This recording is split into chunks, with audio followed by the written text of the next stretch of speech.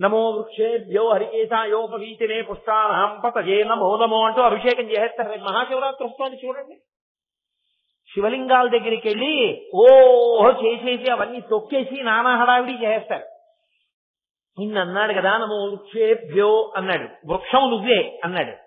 అన్నవాడు ఏం చేస్తాడు, అందులో ఆకుపచ్చ రంగు నువ్వే అన్నాడు. ఆకుపచ్చ రంగు ఆకులో ఉంటుంది.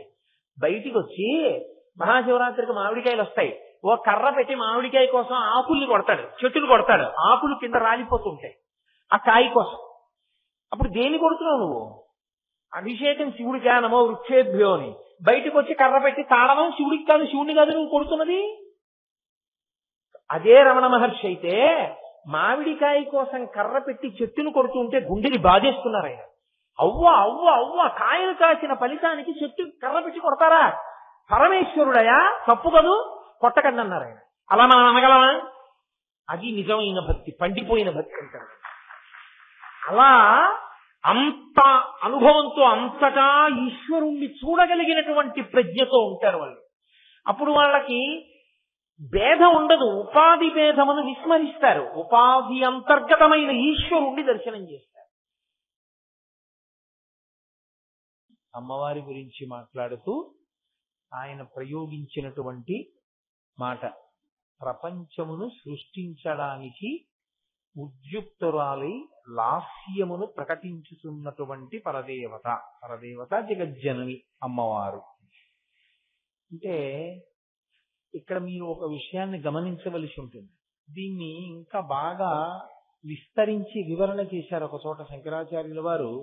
సౌందర్యలహరి రచన చేసేటప్పుడు సౌందర్యలహరిలో ఒక శ్లోకంలో ఒక మాట అంటారు ఆయన, కణత్పనత్ కాంచీదామా కరికలభ కుంభస్తనత పరీక్షీణా మధ్యే పరిణత శరచంద్రవదన ధనుర్బాణం పాశం శృణిమపి దధానా కరతలైః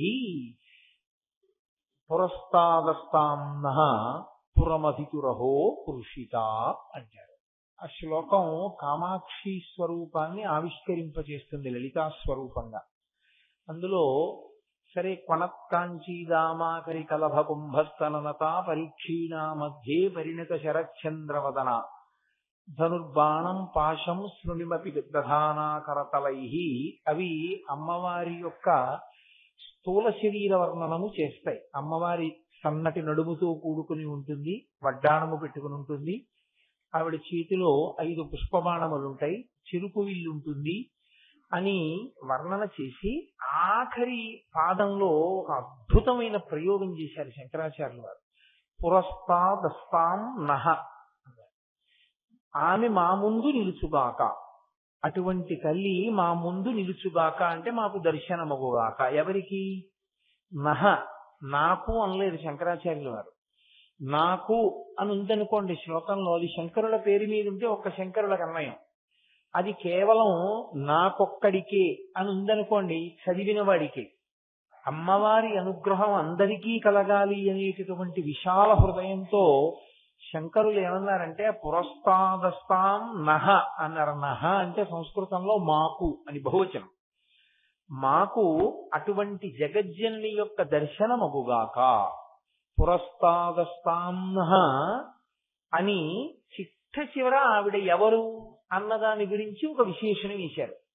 పురమధితురహో పురుషిక అన్నారు. అహో పురుషిక అని పిలిచారు ఆవిడ.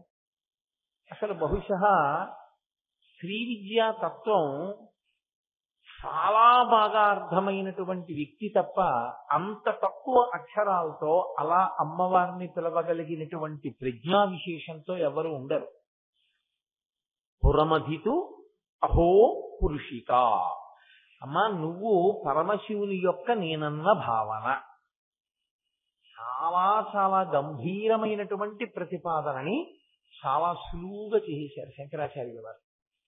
నేనన్న భావనే అమ్మవారు పరమశివుని పట్ల. అది ఎలా అన్వయం అవుతుంది అంటే, పరమశివుడికి నేను అన్న భావన ఉండదు. నేను అన్న భావన కలిగి ఉన్నాను అనుకోండి, నేను బాహ్యంలో ఉన్నాను అని గుర్తు. అంటే అన్ని విషయాలు నాకు తెలుస్తున్నాయి, నేను ధ్యానమునందు లేను అని గుర్తు. నేను ఒకటి తెలిసిందనుకోండి, నేను కోటేశ్వరరావుని అని తెలిసిందనుకోండి, మీరు తెలుస్తారు వెంటనే. మీరు తెలిస్తే ప్రపంచం అంతా తెలుస్తూ ఉంటుంది. ఈ గది, ఈ గోడలు, బొమ్మలు అన్నీ తెలుస్తాయి. అన్నీ తెలియకుండా ఎప్పుడు పోతాయి?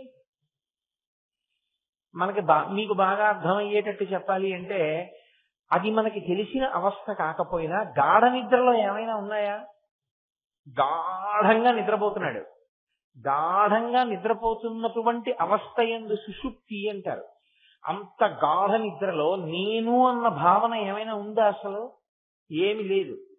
ఊపిరి లోపలికి వెళ్ళి బయటికి వస్తోందంతే. గాఢ నిద్ర యందున్నాడు. నేనన్న భావన లేదు. తెల్లవారుజామున తెలివి వచ్చింది. మొదట ఏది మేల్కొంది? నేను మేల్కొంది కాదు. నేను మేల్కోగానే మిగిలినవన్నీ అనుభవంలోకి వస్తాయి. ఆ నేను మేల్కొనలేదనుకోండి, ఎన్ని ఉన్నా అనుభవంలోకి రావు. ఏది మేల్కొంది అంటే, నేను మేల్కొన్నానంటాడు. నాకు తెలివి వచ్చిందండి అంటాడు. నాకు తెలివి వచ్చింది, నేను మేల్కొన్నాను అంటే నాలో ఉన్నటువంటి మనసు పైకి లేచింది అని. మనసు ఆత్మలోకి వెళ్ళిపోయింది అనుకోండి, ఇంకేమీ తెలియదు ప్రపంచం. బయట ఏం జరిగింది, ఎంతకాలం గడిచిపోయింది, ఎవరు వచ్చారు, ఎవరు వెళ్ళారు, ఏమీ తెలియదు. నేను గాఢ నిద్రలో ఉన్నాను. అలా వచ్చి ఒక పాము నా మీదకి ఎక్కి పడగ పట్టి తల ఉంచి కిందకి దిగి పాకుతూ వెళ్ళిపోయింది. నాకేమైనా తెలుసా? నాకేం తెలియదు. నాకేమీ తెలియకపోవడానికి కారణం నేను లేచి లేను. నేనన్న భావనే అసలు లేచి లేదంటే మనసు లేచి లేదు. మనసు ఇంద్రియములతో కలిసి లేచిందనుకోండి పైకి, అప్పుడు మనసు వెంటనే కంటితో సంబంధం పెట్టుకుని చూస్తుంది. మనసు చెవితో సంబంధం పెట్టుకుని వింటుంది. మనసు చర్మంతో సంబంధం పెట్టుకుని స్పర్శని తెలుసుకుంటుంది. మనసు ఇంద్రియాలని మూట కట్టుకుని ఆత్మలోకి వెళ్ళిపోయింది అనుకోండి, ఏమీ తెలియదు. గాఢ నిద్ర యందు ఏమీ తెలియదు. అందుకే ఒక తమాషా అయిన ప్రతిపాదన ఒకటి ఉంది వేదాంతమునందు. మృత్యువునకెందుకు భయపడతావు? మృత్యువు ఒక దీర్ఘకాలిక నిద్ర అన్నాడు ఒక ఆయన. అదొక దీర్ఘకాలిక నిద్ర. ఎటువంటి దీర్ఘకాలిక నిద్ర అంటే, మామూలుగా గాఢ నిద్రలోకి వెళ్ళిపోయినప్పుడు బయట ఏం జరుగుతోందో తెలీదు. మృత్యు అనబడేటటువంటి గాఢ నిద్రలోకి వెళ్ళినప్పుడు జీవుడు ఇంకో శరీరంలోకి వెళ్ళిపోయే వరకు తెలియదు. అందుకే చాలా తెలివైన మాట ఒకటి అన్నాడు. అసలు నేనంటూ భయపడవలసిన అవసరం లేనిది ఏదైనా ఉంటే మృత్యు ఒకటే. ఎందుచేత అంటే, నేనున్నన్నాళ్ళు అది రాదు, అది వచ్చాక నేను ఉండను, ఇంకా నాకెందుకు దాని గురించి బెంగ అన్నాడు. కాబట్టి నేను లేచిందనుకోండి, లోపల నుండి అన్నీ తెలుస్తాయి. నేను లేవలేదనుకోండి, ఏమీ తెలియదు. కాబట్టి ముందసలు నేనన్న భావన లేస్తేనే అన్నీ తెలుస్తాయి. పరమశివుడు గాఢ నిద్రలోకి వెళ్ళడు. పరమశివుడికి ఎప్పుడూ అసలు నిద్ర అన్నది ఉండదు. ఆయన ఎప్పుడూ తెలివిగానే ఉంటాడు. అంటే నా ఉద్దేశం, నేను అలా ఎందుకంటున్నానంటే, శ్రీ మహావిష్ణువుకి నిద్ర ఉంది. శ్రీ మహావిష్ణువు నిద్రపోయారండి, శ్రీ మహావిష్ణువు నిద్ర లేచారండి అంటుంటారు కదా. ఉద్ధాన ఏకాదశి నిద్ర లేచారు, శయనీకాదశి ఆయన పడుకున్నారు అంటాం. అంటే నిజంగా శ్రీ మహావిష్ణువు నిద్రపోయారనే మీ ఉద్దేశ్యం కాదు. ఆయన ఏం నిద్రపోరలాగా. ఆయన కన్నులు మూసి దక్షిణాయనంలో చూస్తూ ఉంటాడు. నిద్రాముద్రాం నిఖిల జగతి రక్షణే జాగరూకం. ఎవరు మనసులో ఎంత భక్తితో ఉన్నారన్నదాన్ని ఈ పైనేత్రములను మూసి లోపలికి చూస్తూ ఉంటారు మనసుల్లోకి.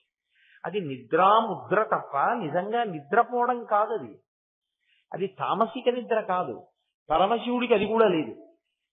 ఆయన తనలో తాను రమిస్తూ ఉంటాడు. నేను నిన్న మీతో మనవి చేశాను, నిరీశ్వరాయ నిఖిలేశ్వరాయ. ఆయన భక్తితో ఉండడానికి ఎవరున్నారు? ఎవరు లేరు. అందుకు తనలో తాను రమిస్తూ ఉంటాడు ఆత్మారాముడిగా. అలా రమిస్తున్నప్పుడు ఆయనకి బాహ్యంతో ఇంకేమీ సంబంధం ఉండదు.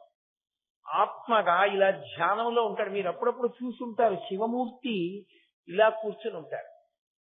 ఇలా కూర్చునుంటే తనలో తాను రమిస్తున్నాడు అని. తనలో తాను రమిస్తున్నప్పుడు ఆయనకి అసలు నేనన్న భావన ఏమీ ఉండదు. అలా ఎప్పుడుంటాడో తెలుసా అండి దాని అర్థం? ఈ లోకాలన్నిటినీ తనలోకి తీసేసుకుంటాడు. ప్రళయతాండవం చేశాడు అంటారు. అప్పుడు లోకములనన్నింటినీ తనలోకి తీసేసుకుని అప్పుడు ఇక సృష్టి ఏముండదు, కటిక చీకటి గాఢాంధకారం. ఆ స్థితి యందు ఆయన అలా కూర్చుని ఉంటాడు. అలా కూర్చున్నప్పుడు ఇంకా ప్రపంచం లేదు, ఆయన ఒక్కడే ఉన్నాడు. ఆయన ఒక్కడు నేనన్న భావన లేకుండా ఉన్నాడు, తనలో తాను రమిస్తూ కూర్చుని ఉన్నాడు. ఇప్పుడు ఆయనలో మొట్టమొదట ఏది బయలుదేరుతుంది అంటే నేను అన్న భావన మేల్కొంటుంది. అంటే మనకి తిరిగి వచ్చినప్పుడు ఎలా నేను అన్న భావన కలుగుతుందో అలా ఆయనకి నేను శివుడను అన్న భావన ఒకటి కలుగుతుంది. అంటే స్ఫురణలోకి బాహ్యంలోకి వచ్చాడు అని గుర్తు. ఆయనకి నేను అన్న భావన ఒకటి కలగగానే ఆయన బయటికి వచ్చాడంటే స్పందన, మనసు కలిగింది, మనసు లేచిందని గుర్తు. అదే అమ్మవారు. ఇప్పుడు అది లేవగానే లోపల నేను అన్న భావన కలగగానే ఆయనకు కోరిక పుడుతుంది. నేను ఒక్కడని కాదు అనేకముగా మారుతాను అంటాడు. అప్పుడు ఆ కామము కలగగానే, కోరిక కలగగానే కామేశ్వరుడు అవుతాడు. కామేశ్వరుడై సృష్టి చేస్తాడు. సృష్టి చేస్తే అనేకమైనటువంటి ప్రాణులు లోకమునందు సృజింపబడతాయి. సృజింపబడి మళ్లీ మళ్లీ వాళ్ళ యొక్క కర్మలను అనుభవించడం ప్రారంభం చేస్తారు, పాపపుణ్యాలు. కాబట్టి మొదట ఆయనలో పైకి లేచేటటువంటి నేనన్న భావనయే అమ్మవారు. అహో పురుషిక అన్నారు శంకరాచార్యుల వారు. ఆ అహో పురుషిక స్పందన స్వరూపిణి, లాస్య స్వరూపిణి. స్పందన శివునికి, లాస్య స్వరూపిణి సమస్త ప్రాణుల. ఇది మీరు కొంచెం జాగ్రత్తగా పట్టుకోవలసి ఉంటుంది. ఎందుచేత అంటే కాస్త గంభీరమైనటువంటి విషయం, అది చాలా లోతైనటువంటి విషయం. ఇంతకన్నా తేలికగా ప్రతిపాదన చేయడం అన్నది నాకు కష్టదాయకంగా ఉంటుంది. ఆమె ఆ తల్లి స్పందన స్వరూపిడిగా ఉంటుంది పరమశివుని యందు. స్పందన అంటే పై కదలిక కాదు, మనసు కదలడాన్ని స్పందన అంటారు. పరమశివుని యొక్క మనసు కదిలి నేను అనేకముగా మారతానన్న కోరిక కలిగేటట్టుగా చేసిన తల్లి ఎవరో ఆమెయే స్పందన స్వరూపిణి. ఆమెయే సృష్టి జరిగినప్పుడు అందరి యందు దేని కింద మారుతుంది అంటే సమస్త ప్రాణుల యందు మీకు ఏవి కనపడుతున్నాయో వాటన్నిటి యందు ఆమె భావస్వరూపిణిగా మారుతుంది. భావములన్నీ అమ్మవారే. అందుకే నృత్యము 2 తరగతులుగా ఉంటుంది అని విభాగం. అంటే ఇప్పుడు అలా లేదనుకోండి, యథార్థానికి నృత్యము 2 రకములుగా ఉండాలి అని. ఒకటి పురుషులు చేసేది, 2 స్త్రీలు చేసేది. స్త్రీలు చేసేటటువంటి నృత్యమునందు అభినయ లాస్యములే ఉంటాయి. పురుషుని నృత్యమునందు తాండవముగా ఉంటుంది. తాండవము అంటే జతిభేద గతిభేదముల చేత నృత్యం ఆవిష్కరింపబడుతుంది. స్త్రీ చేసే లాస్యము అభినయము ఉంటాయి. అంటే మీరు పట్టుకున్నారో లేదో, నేను ఒక ఉదాహరణ మీకు చెప్పాలి అనుకోండి. కస్తూరీ తిలకం లలాట పలకే వక్షస్థలే కౌస్తుభం నాసాగ్రే నవమౌక్తికం కరతలే వేణుం. ఇది శ్లోకం. ఇప్పుడు ఈ శ్లోకాన్ని ఒక స్త్రీ నృత్యం చేస్తోంది అనుకోండి. స్త్రీ నృత్యం చేస్తే ఎలా చెయ్యాలని శాస్త్రం అందంటే లాస్య అభినయములు చెయ్యాలి. లాస్యము అంటే ముఖమునందు భావమును ప్రకటనం చెయ్యాలి. ఆ శ్లోకంలో ఎవరిని చెప్తున్నారు? కృష్ణుణ్ణి చెప్తున్నారు. కాబట్టి తాను కృష్ణుడిలా నిలబడి కస్తూరి తిలకం అని ఆయన కస్తూరి తిలకం పెట్టుకున్నట్టుగా అభినయం చెయ్యాలి.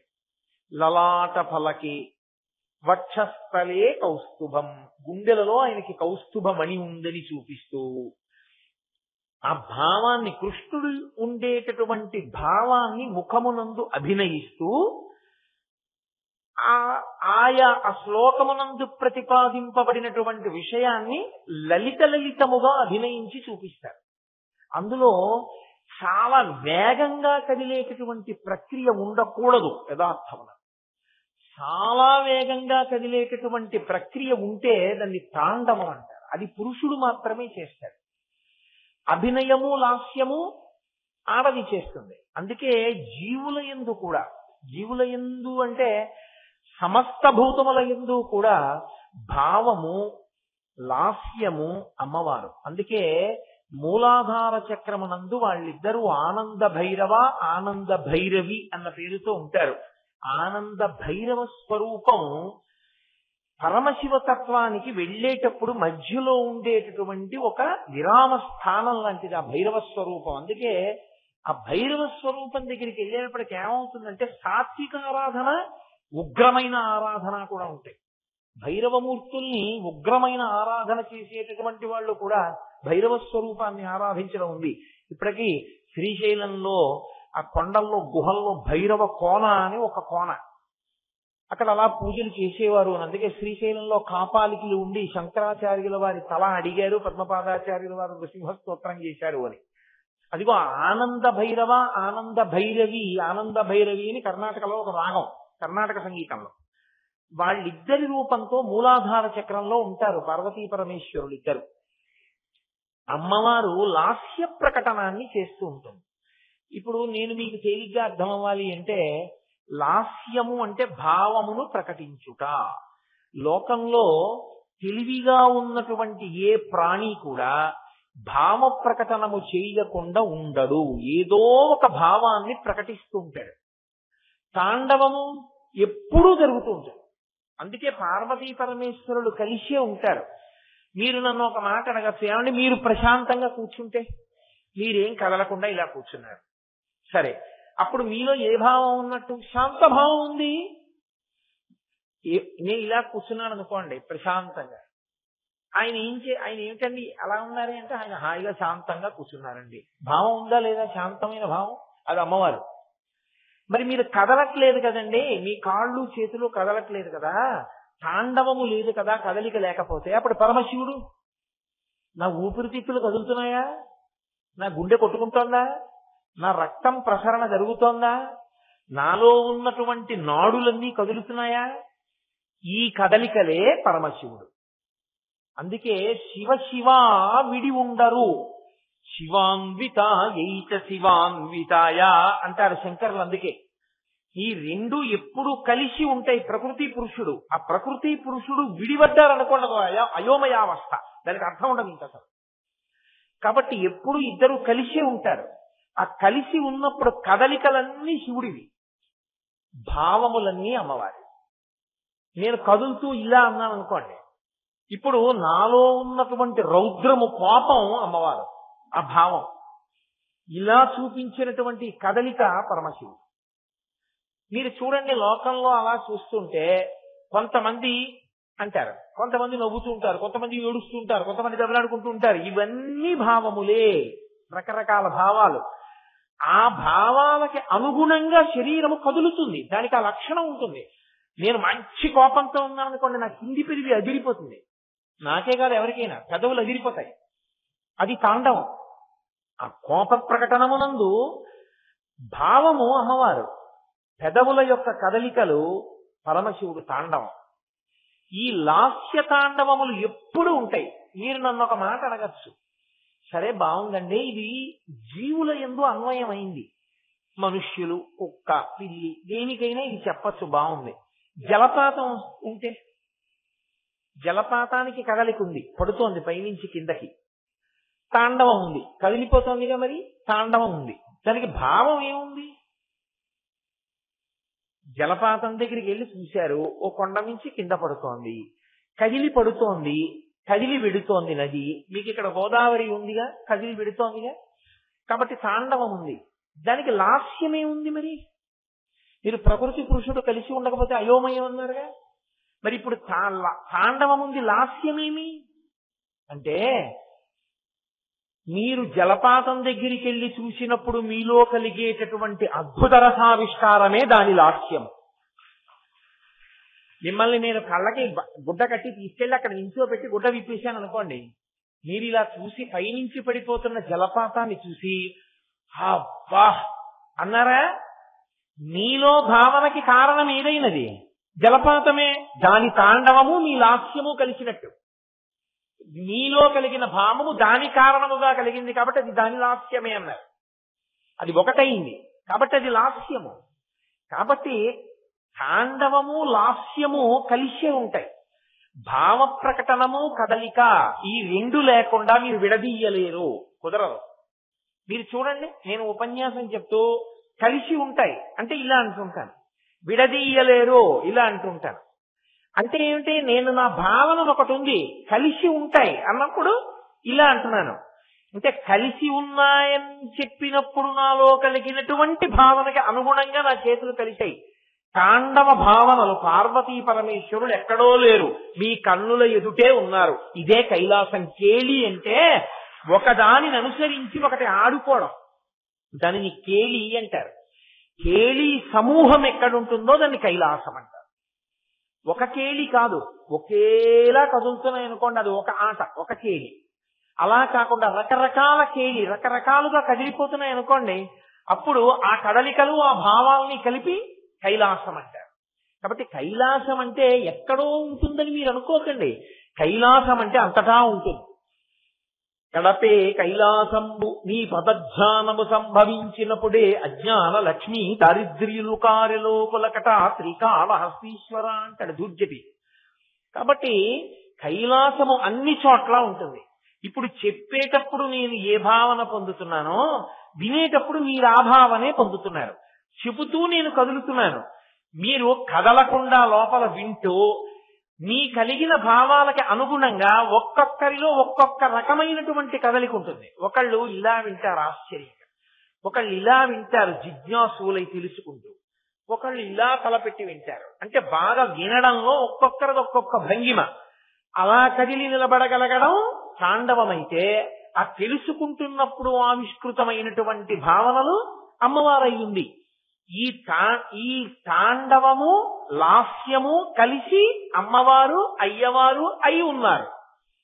ఇప్పుడు ప్రపంచ సృష్ట్యున్ముఖలాస్యకాయై అన్న మాటకు అర్థం ఏమిటంటే, ఈ ప్రపంచము లేదు, ఒకప్పుడు లేదు. ఏమీ లేకుండా కేవలముగా పరమశివుడు ఒక్కడే కూర్చుని ఉన్నాడు. ఆయన ఒక్కడే కూర్చునున్నప్పుడు ఈ సృష్టిని ఇంత మందిగా కనపడేటట్టు చెయ్యాలి అని ఆయనకి కలిగినటువంటి భావన ఏది ఉన్నదో, భావనలన్నీ అమ్మవారు అని కదా నేను మీతో మనవి చేశాను. ప్రపంచ సృష్టిన్ముఖ, ప్రపంచమును సృష్టించాలనే భావన పరమశివునికి కలిగితే అది ఆయన లాస్యం. అప్పుడు ఆ లాస్యం అమ్మవారు. లాస్య రూపిణి, లాస్య ప్రియ, అవి అమ్మవారి పేరు. కాబట్టి ఆమె ఎప్పుడూ కూడా పరమశివుని యొక్క భావమై ఉంటుంది. జీవుల యందు కూడా భావనారూపమనే పొందుతున్న ఆయన తాండవం చేస్తున్నప్పుడు నీకు నేను అర్థమయ్యేటట్టు చెప్పగలిగాను అని నేను అనుకుంటున్నాను. కాబట్టి ప్రపంచ సృష్ట్యున్ముఖలాస్యకాయై, అది శంకరాచార్యుల వారి ప్రతిపాదన. అసలు పరమశివుడికి సృష్టి ఒకటి చేద్దాము అనేటటువంటి భావన ఆయనలో ఏది కలిగిందో, ఆ కలిగిన భావనయే అమ్మవారు అహో పురుషిక. కాబట్టి అటువంటి భావన ఆయనకు కలిగినది. అంటే ఆయనకి కామము కలిగినది. కామము అంటే మీరు అన్ని వేళలా స్త్రీ పురుష సంబంధమైనటువంటి హేయమైన కామము అని మీరు అనుకోకూడదు. కామము అంటే కోరికే. ఇప్పుడు ఆయనలో భావన కలిగితే అది దృఢపడింది, సృష్టి చేద్దాం అని. ఇప్పుడు కోరిక కలిగింది. కోరిక కలిగితే ఆధారం ఎవరవ్వాలి? ఈ కోరిక ఆయనలో కోరిక కలిగితే జరగాలని లేదు. కోరిక కలిగి అణిగిపోవచ్చు కదా. మీరు చూడండి, ఒక్కొక్కప్పుడు చిత్రంగా ఉంటుంది. ఏదో పుస్తకం చదువుకుంటూ ఉంటాం, మంచి చాలా దాని మీద బుద్ధి కేంద్రీకరించి చదువుతుంటే చాలా దాహం వేస్తున్నట్లు అనిపిస్తుంది. చాలా దాహం వేస్తోంది, లేచి వెళ్ళి ఒకసారి మంచినీళ్ళు తాగుదాం, ఈ పేజీ చదివేసిన తర్వాత మంచినీళ్ళు తాగుదాం, ఈ పారాగ్రాఫ్ చివరికి వచ్చాక మంచినీళ్ళు తాగుదాం. ఆ పారాగ్రాఫ్ చివరికి వెళ్ళేటప్పటికీ ఆ చదువుతున్న విషయం మీద ఉద్విగ్నత ఇంకా పెరిగిపోయి మర్చిపోయి అలాగే చదువుకుంటూ ఉండిపోయాడు. వెక్కిళ్ళు వచ్చాయి. అరే మంచినీళ్ళు తాగలేదని అప్పుడు మంచినీళ్ళు తాగడానికి వెళ్ళాడు. లేదా వెక్కిళ్ళు రాలేదు, అసలు మంచినీళ్ళు తాగుదామని మర్చిపోయాడు. తర్వాత ఎప్పుడో పుస్తకం పూసాక గుర్తొచ్చింది, అరే మంచినీళ్ళు తాగలేదు నేను. అంటే కోరిక పుడితే నిలబడాలనేం లేదు, పుట్టిన కోరిక అణిగిపోతుంది మళ్ళీ. అంటే బాగా చదవాలన్న కోరికే ఈ కోరికని చంపేసింది. పరమశివుని యందు సృష్టి చెయ్యాలనిపించి మళ్ళీ ధ్యానంలోకి వెళ్ళిపోవచ్చు, బహిర్ముఖుడు మళ్ళీ అంతర్ముఖుడు అయిపోవచ్చు. కానీ ఆ కోరికను అలా నిలబెట్టేసేటటువంటి వ్యక్తి ఎవరో తెలిసి అప్పుడు కానీ తండ్రి ఉండడు. మీరు బాగా గుర్తుపెట్టుకోవాలి. పరమశివుని యందు ఆ కోరిక నిలబడలేదనుకోండి, తండ్రి ఉండడు మనకు. అందుకని జగజ్జనన్యై జగదేక పిత్రే అనడానికి కారణం అది. ఆయనకి ఆ కోరిక బాగా నిలబడేటట్టు చెయ్యాలంటే అమ్మవారే ఆయనలో సృష్టి చెయ్యాలన్న కోరికని కల్పిస్తుంది. అంటే సృష్టి చెయ్యాలన్న కోరిక, తండ్రి కావాలన్న కోరిక ఆయనకి పుట్టాలి అంటే అటువంటి కోరిక ఆయన యందు పుట్టింది అంటే, లౌకికంగా అయితే మనం ఏమంటాం, మన్మథ బాణం పడింది అంటాం. ఆయనకి తండ్రి కావాలన్న కోరిక పుట్టింది, ఆయన బిడ్డల్ని కనాలని కోరిక పొందాడు అంటే ఆయన మీద మన్మథ బాణం పడింది అని కదా అంటాం. మన్మధుడు బాణం వేస్తే పరమశివుడికి ఆ కోరిక కలగడానికి అప్పటికి మన్మధుడు ఉన్నాడా? అసలు లేడుగా. ఒకసారి తొందరపడ్డాడు మన్మధుడు. నేను బాణం వేసి కామం కల్పించగలను శివుడికి అని బాణం వేశాడు. కాలిపోయాడు మన్మధుడు. మన్మధుడు కాలిపోయాక సృష్టి ఎలా వచ్చింది? అక్కడే ఉంది అసలు పెద్ద రహస్యం అంతా. అమ్మవారు ఏం చేసిందంటే, ఓరిపిచ్చాడా, నువ్వు ఆయన మీద బాణం వేస్తే సృష్టి జరగదు, నేను చెయ్యాలి ఆ పని, నీ వల్ల కాదది అని ఆమె మన్మధుని చేతిలో ఏ చిరుకు విల్లు 5 బాణాలుంటాయో అవే ఆవిడ తీసుకుంది. ఇప్పుడు ఆవిడ వాటిని తీసుకుంటే ఆమె శివకామ సుందరి, పరమేశ్వరునికి ఇల్లావైంది. ఇల్లావై ఈ 5 పుష్పబాణములు ఈ చెరుకు విల్లుతోటే పరమశివుడికి సృష్టి చెయ్యాలన్న కోరికని నిలబెట్టింది. ఈ చెరుకు విల్లు 5 బాణాలు మన్మధుడి చేతిలో ఉంటే ఆయన మన మనసుల్ని కదిపేస్తాడు. ఈ చెరుకు విల్లు ఈ 5 బాణాలు అమ్మవారి చేతిలో ఉంటే మన మనసు నిలబడేటట్టు చేస్తుంది పరమశివుని యందు. ఇది తేడా. ఆయన మనసు సృష్టి చెయ్యాలన్న కోరిక కలిగేట్టు చేస్తుంది, ఆ చెరుకు విల్లు 5 బాణాలతో మనకి భక్తి కలిగేటట్టు చేస్తుంది. ఎందుకంటే మీతో నేను చెప్పా, ఆమె శివునికి ఇల్లాలు కాబట్టి శివుడు ఆమెని కామంతో చూస్తాడు. మనం జగజ్జనని మా అమ్మ అని చూస్తాం, అఖిలాండేశ్వరి అని. అప్పుడు ఆ చెరుకు విల్లు 5 బాణాలు దేనికి పనికొస్తాయి? మనోరూపేక్షుకోదండ పంచతన్మ అస్త్రసాయక. ఆ 5 బాణాలు, ఆ చెరుకు విల్లు మన మనస్సుని, మన పంచతన్మాత్రల్ని పరమశివుడి వైపుకి తిప్పడానికి, భక్తి వైపు తిప్పడానికి పనికొస్తాయి. అందుకే మన్మధుడి వలన కలిగిన భయం దేని వల్ల పోతుంది అంటే, అమ్మవారి చేతిలో ఉన్న చెరుకు విల్లు 5 బాణములు చూస్తే పోతుంది. ఇవే మన్మధుడి చేతిలో ఉంటే పరమశివుని మీద భక్తితో మీరు నిలబడలేరు, మీ మనస్సు కదిలిపోతుంది. ఆవిడ మన్మధుడి చేతిలోని ఆయుధములను తాను పట్టుకుని లలితా త్రిపుర సుందరి అయి కామాక్షి స్వరూపమై పరమశివుని మనస్సు కదిపి సృష్టి జరిగేటట్టుగా చేసింది. ఆయనలో ఆ కోరిక నిలబెట్టింది. కాబట్టి ఆయన ఏం చేశాడు? సృష్టి చేసి బహిర్ముఖుడై నా బిడ్డలు అని వచ్చి కూర్చున్నాడు. ఇప్పుడు అమ్మవారు కూడా వచ్చి పక్కన కూర్చుని ఆయన్ని బహిర్ముఖుడిగా అలా ఉంచి, నిదిగో నీ బిడ్డలు అని చూపించి, మనం భక్తితో ప్రార్థిస్తే పరమశివుడు విని ఆయనలోకి కలుపుకునే అవకాశాన్ని మనకి అవకాశంగా ఇప్పించింది ఆ తల్లి. కాబట్టి ఆ అమ్మ ప్రపంచ సృష్ట్యున్ముఖలాస్యకాయై. శివుడు ఏం చేస్తాడు? సమస్త సంహారక తాండవాయ.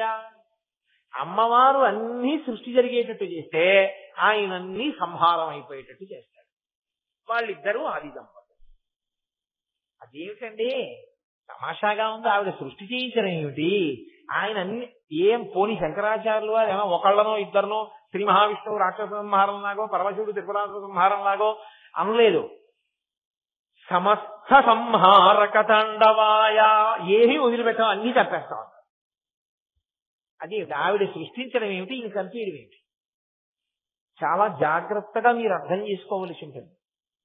పరమశివుడు 2 తాండవములు ప్రధానంగా చేస్తాడు. ఒకటి ఆనంద తాండవము అంటారు, రెండవది మహాప్రళయ తాండవము అంటారు. ప్రధానంగా నేను విభాగం చేసి చెప్పేది అంటే ఇంకా 4 రకాల తాండవాలు ఉన్నాయనుకోండి. ఆనంద తాండవము అన్న మాటకు అర్థం ఏమిటంటే చిదంబరంలో చేస్తాడు. ఆనంద తాండవమునందు పడిపోవడం ఉండదు శరీరాలు. ఇప్పుడు చూడండి, నేను మీతో చెప్పా, గుండె కొట్టుకుంటోంది, ఊపిరితిత్తులు ఇలా ముడుచుకుని తెరుచుకుని ముడుచుకుని తెరుచుకుని అవుతున్నాయి, జీర్ణాశయం కదులుతోంది, రక్తం కదులుతోంది. ఇప్పుడు ఆ కదలికల వలన ప్రమాదం ఏమైనా ఉందా? ఆ కదలికలు లేకపోతే ప్రమాదం వస్తుంది. అవునా కదా? ఆనంద తాండవం చేశాడు చిదంబరంలో అంటే దాని అర్థం ఏమిటంటే సృష్టి నిలబడింది అని గుర్తు. మీరు పట్టుకున్నారా? అప్పుడు నిలబెట్టిన రూపంగా స్థితికారుడు విష్ణువు అవుతాడు. అందుకే చిదంబరంలో నటరాజుకి ఎదురుగుండా శ్రీ మహావిష్ణువు పడుకుని ఉంటాడు. కారణం ఏంటంటే ఆయన స్థితికారుడుగా అప్పుడు ఆయనే ఉంటాడు. అందుకే పోతన గారు భాగవతం చేస్తూ ఒక మాట అంటారు, నీవు 3 లోకములకు 3 కాలములకు 3 మూర్తులకు నువ్వు మూలమగుచు భేదమగుచు దిగ భేదమయ్య ఒప్పారు బ్రహ్మమనగ నీవే పాలనయమా అంటారు. 3 మూర్తులుగా ఆయనే ఉంటాడు అంటే తత్వతః ఇలా ఉంటాడు. ఇప్పుడు ఆయన ఆనంద తాండవం చేస్తున్నంతసేపు స్థితి, గుండె కొట్టుకుంటోంది చక్కగాను, ఎన్ని మాటలు గుండె కొట్టుకోవాలో నిమిషానికి అన్ని మాటలు కొట్టుకుంటోంది, ఎన్ని మాటలు ఊపిరి తీయాలో అన్ని మాటలు ఊపిరి తీస్తున్నాడు, ఎన్ని మాటలు నాడి కొట్టుకోవాలో అన్ని మాటలు నాడి కొట్టుకుంటోంది. ఇప్పుడు నిలబడ్డాడు ఆనంద తాండవం, సంతోషంగా ఉన్నాడు. ఇదే హెచ్చింది. అంటే మీరు కొంచెం మీకు మళ్ళీ అర్థం అవడానికి ఇంకో ఉదాహరణ తీసుకొస్తాను. గాలి వేస్తోంది, హాయిగా ఉంది, అదిగో ఫ్యాన్లు తిరుగుతున్నాయి, తిరుగుతుంటే మనందరికీ చాలా హాయిగా ఉందా లేదా? గంటకి 120 కిలోమీటర్ల వేగంతో ఈదురుగాలులు వీచాయి, సంతోషంగా ఎవరైనా బయటకు వస్తారా? ఎవ్వరు రారు. పైగా టీవీలో చెప్తారు, గంటకి 120 కిలోమీటర్ల వేగంతో ఈదురుగాలులు వీస్తాయి, సముద్రంలోకి చేపలు పట్టేవారు వెళ్లరాదని హెచ్చరించడమైనది, విద్యుత్ స్తంభములు ఒరిగిపోవచ్చు, కమ్యూనికేషన్ సౌకర్యములకు అంతరాయము కలుగవచ్చు, లోతట్టు ప్రాంతములందున్న ఇళ్లు సముద్రం చేత కొట్టుకుని పోవచ్చు, రవాణా సౌకర్యములకు అంతరాయము కలుగవచ్చు. కాబట్టి ప్రభుత్వం పల్లపు ప్రాంతాలలో ఉన్న వారిని ఖాళీ చేయించేస్తోంది. ఇప్పుడు ఏమైంది? గాలి 120 కిలోమీటర్ల గాలి సంపేయడానికి కారణమైంది. దాన్ని ప్రభంజనం అంటారు. ప్రభంజనం అంటే భంజనం అంటే విరిచేయడం. ఇప్పుడు అదే గాలి ఏం చేస్తుందంటే విరిచేస్తుంది. దేన్ని? ఏదడ్డొస్తే దాన్ని. అది ఇలా వీస్తున్నప్పుడు దానికి ఏదడ్డొచ్చిందో దాన్ని విరిచింది. అంతకుముందు అదే గాలి మామూలుగా వేస్తుంటే అందరూ హాయిగా తిరిగారు, సముద్రంలోకి వెళ్ళేవాళ్ళు కూడా సముద్రంలోకి వెళ్ళారు. ఇప్పుడు అదే గాలి చంపేస్తోంది. అలాగే ఆనంద తాండవము ప్రళయ తాండవం అయిందనుకోండి, వ్యక్తి పాలిటైతే వ్యక్తి పడిపోతాడు, వ్యక్తి పాలిటైతే మొత్తం సృష్టి పడిపోతుంది. అంతే తేడా. ఊపిరి మామూలుగా తీసి మామూలుగా వదిలిపెడుతున్నంతసేపు పర్వాలేదు అన్నాడు అనుకోండి, ఎగూపిరి వచ్చేసిందని తీసుకెళ్లిపోతారు. వేగం పెరిగిపోతే పోయడా లేదా? అయిపోయింది, వెళ్ళిపోతున్నాడన్నాక అదో గుర్తు. కొట్టుకోవలసిన గుండె, రక్తం పరిగెత్తవలసిన వేగం విపరీతంగా మారిపోయి చాలా వేగంగా పరిగెత్తేస్తుంది అనుకోండి, బ్లడ్ ప్రెషర్ వచ్చేసిందంటే అని పడుకోబెట్టేస్తారు, చిట్లిపోతాయి నరాలు. అప్పుడు అది ప్రభంజనం, అది ప్రళయం, ప్రళయ తాండవం. ఆ ఊపుకి నిలబడలేడు, నిలబడలేక శరీరం పడిపోతుంది. అయితే ఆయన ఏం చేస్తాడంటే మహాప్రళయ తాండవం అని ఒకటి చేస్తాడు. అప్పుడు ఎవరు ఉండరు ఇంకా. ఆ మహాప్రళయ తాండవం జరిగేటప్పుడు అమ్మవారు ఒక్కతే చూస్తూ నిలబడుతుంది. అందుకే మహాప్రళయ తాండవ సాక్షిణి అని పేరు. ఎందుకండి అలా నిలబడ్డం ఆవిడ అంటారేమో, ఆపరేషన్ చేసేటప్పుడు ఎనస్థీషియా ఇవ్వడం ఎలా ఉంటుందో మహాప్రళయ తాండవం జరిగినప్పుడు అమ్మవారు నిలబడ్డం అలా ఉంటుంది. ఆయన ప్రళయ తాండవం చేస్తుంటే ఆవిడ తన చూపుల చేత కరుణామృత వృష్టిని కురిపించి చల్లబరుస్తూ ఉంటుంది. ఇందులో పరమేశ్వరుడు ఆఖరణ సృష్టినంతటిని ఎందుకు అలా తీసేస్తాడో తెలుసా అండి? ప్రళయ తాండవంలో ఇది వినడానికి మీకు కొంచెం కఠినంగా, పరమేశ్వరుడు ఇది మాత్రం కొంచెం బాధాకరమైన పని చేస్తున్నాడండి అనిపిస్తుంది మీకు. కానీ అసలు యథార్థం ఏమిటో తెలుసా? జీవులకు అవకాశం ఇస్తూ ఉంటాడు ఈశ్వరుడు. ఒరే, నువ్వు పుణ్యం చేసి పాపం తగ్గించేసుకో, ఆ పుణ్యబలం చేత మెల్లమెల్లగా మెల్లమెల్లగా నీకు వైరాగ్యం కలిగి జ్ఞానము కలుగుతుంది అంటాడు. మనం ఏం చేస్తామంటే పుణ్యం తక్కువ పాపం ఎక్కువ చేస్తాం. మీకు నేను ఒక ఉదాహరణ చెప్పాలి అంటే, మీరు వండం ఎందుకు నా బోటిగాడు, పరమేశ్వరుడు వాక్కునిస్తాడు. నువ్వు నా దగ్గర డబ్బులు లేవండి, మా ఇంట్లో దానం చేయడానికి ఏం లేదండి, నాకు భుజం నొప్పి స్పాండిలైటిస్ పల్లకి పట్టుకోలేనండి అంటావేమో. నోరిచ్చారా? కూర్చుని శ్రీరామ రామ రామే తీరమే రామే మనోరమే అంటుండు, నీ పాపాలన్నీ కాలిపోయి తారకం.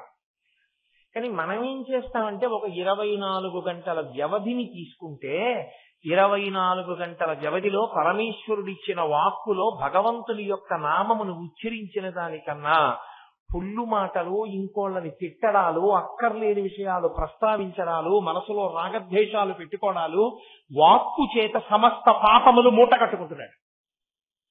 ఈశ్వరుడు అంటాడు, మరి ఎవరు అనుభవించాలి ఈ పాపం? నువ్వేనా అనుభవించాలి? మళ్ళీ మనుష్య జన్మ ఎలా ఇస్తారు? హీనోపాధిలోకి వెళ్ళిపోమంటాడు. మళ్ళీ హీనోపాధిలోకి వెళ్ళిపోతాడు. వెళ్ళిపోయి పాపం అంతా అనుభవిస్తాడు. మరి పోగొట్టుకోవాలంటే శరీరం ఇవ్వాలా? మళ్ళీ ఇంకో శరీరం ఇస్తాడు. జీవుడు ఏమైపోతాడో తెలుసా అండి? అలిసిపోతాడు. భాగవతంలో కపిల గీత అని ఒకటి చెప్తారు, వింటేనే భయం వేస్తుంది. అసలు లోపల పెరిగిపోతుంటాడు. కటిక చీకటి పెరిగిపోయి తల చూస్తే కిందకుంటుంది, కాళ్ళు చూస్తే పైకుంటాయి. నాభిగొట్టంలోంచి అమ్మ తినకూడనివి తినేస్తుంది. అమ్మ బయట నువ్వులు గుండా తినేస్తుంది. వీడికి వేడి చేసేస్తుంది. లోపల వేడి చేసేసి దగ్గు వచ్చేస్తుంటుంది.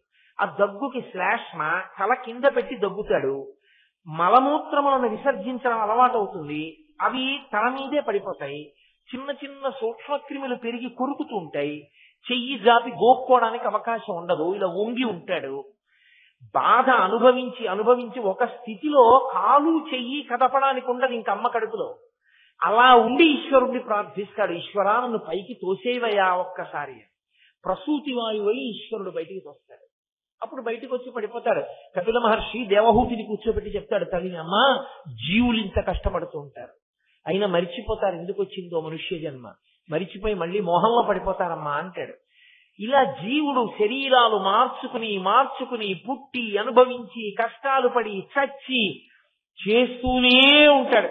పరమాచార్య స్వామి వారికి పూర్వాశ్రమంలో ఒక్కతే చెల్లెలు, కటిక దరిద్రం అనుభవించారు ఆవిడ.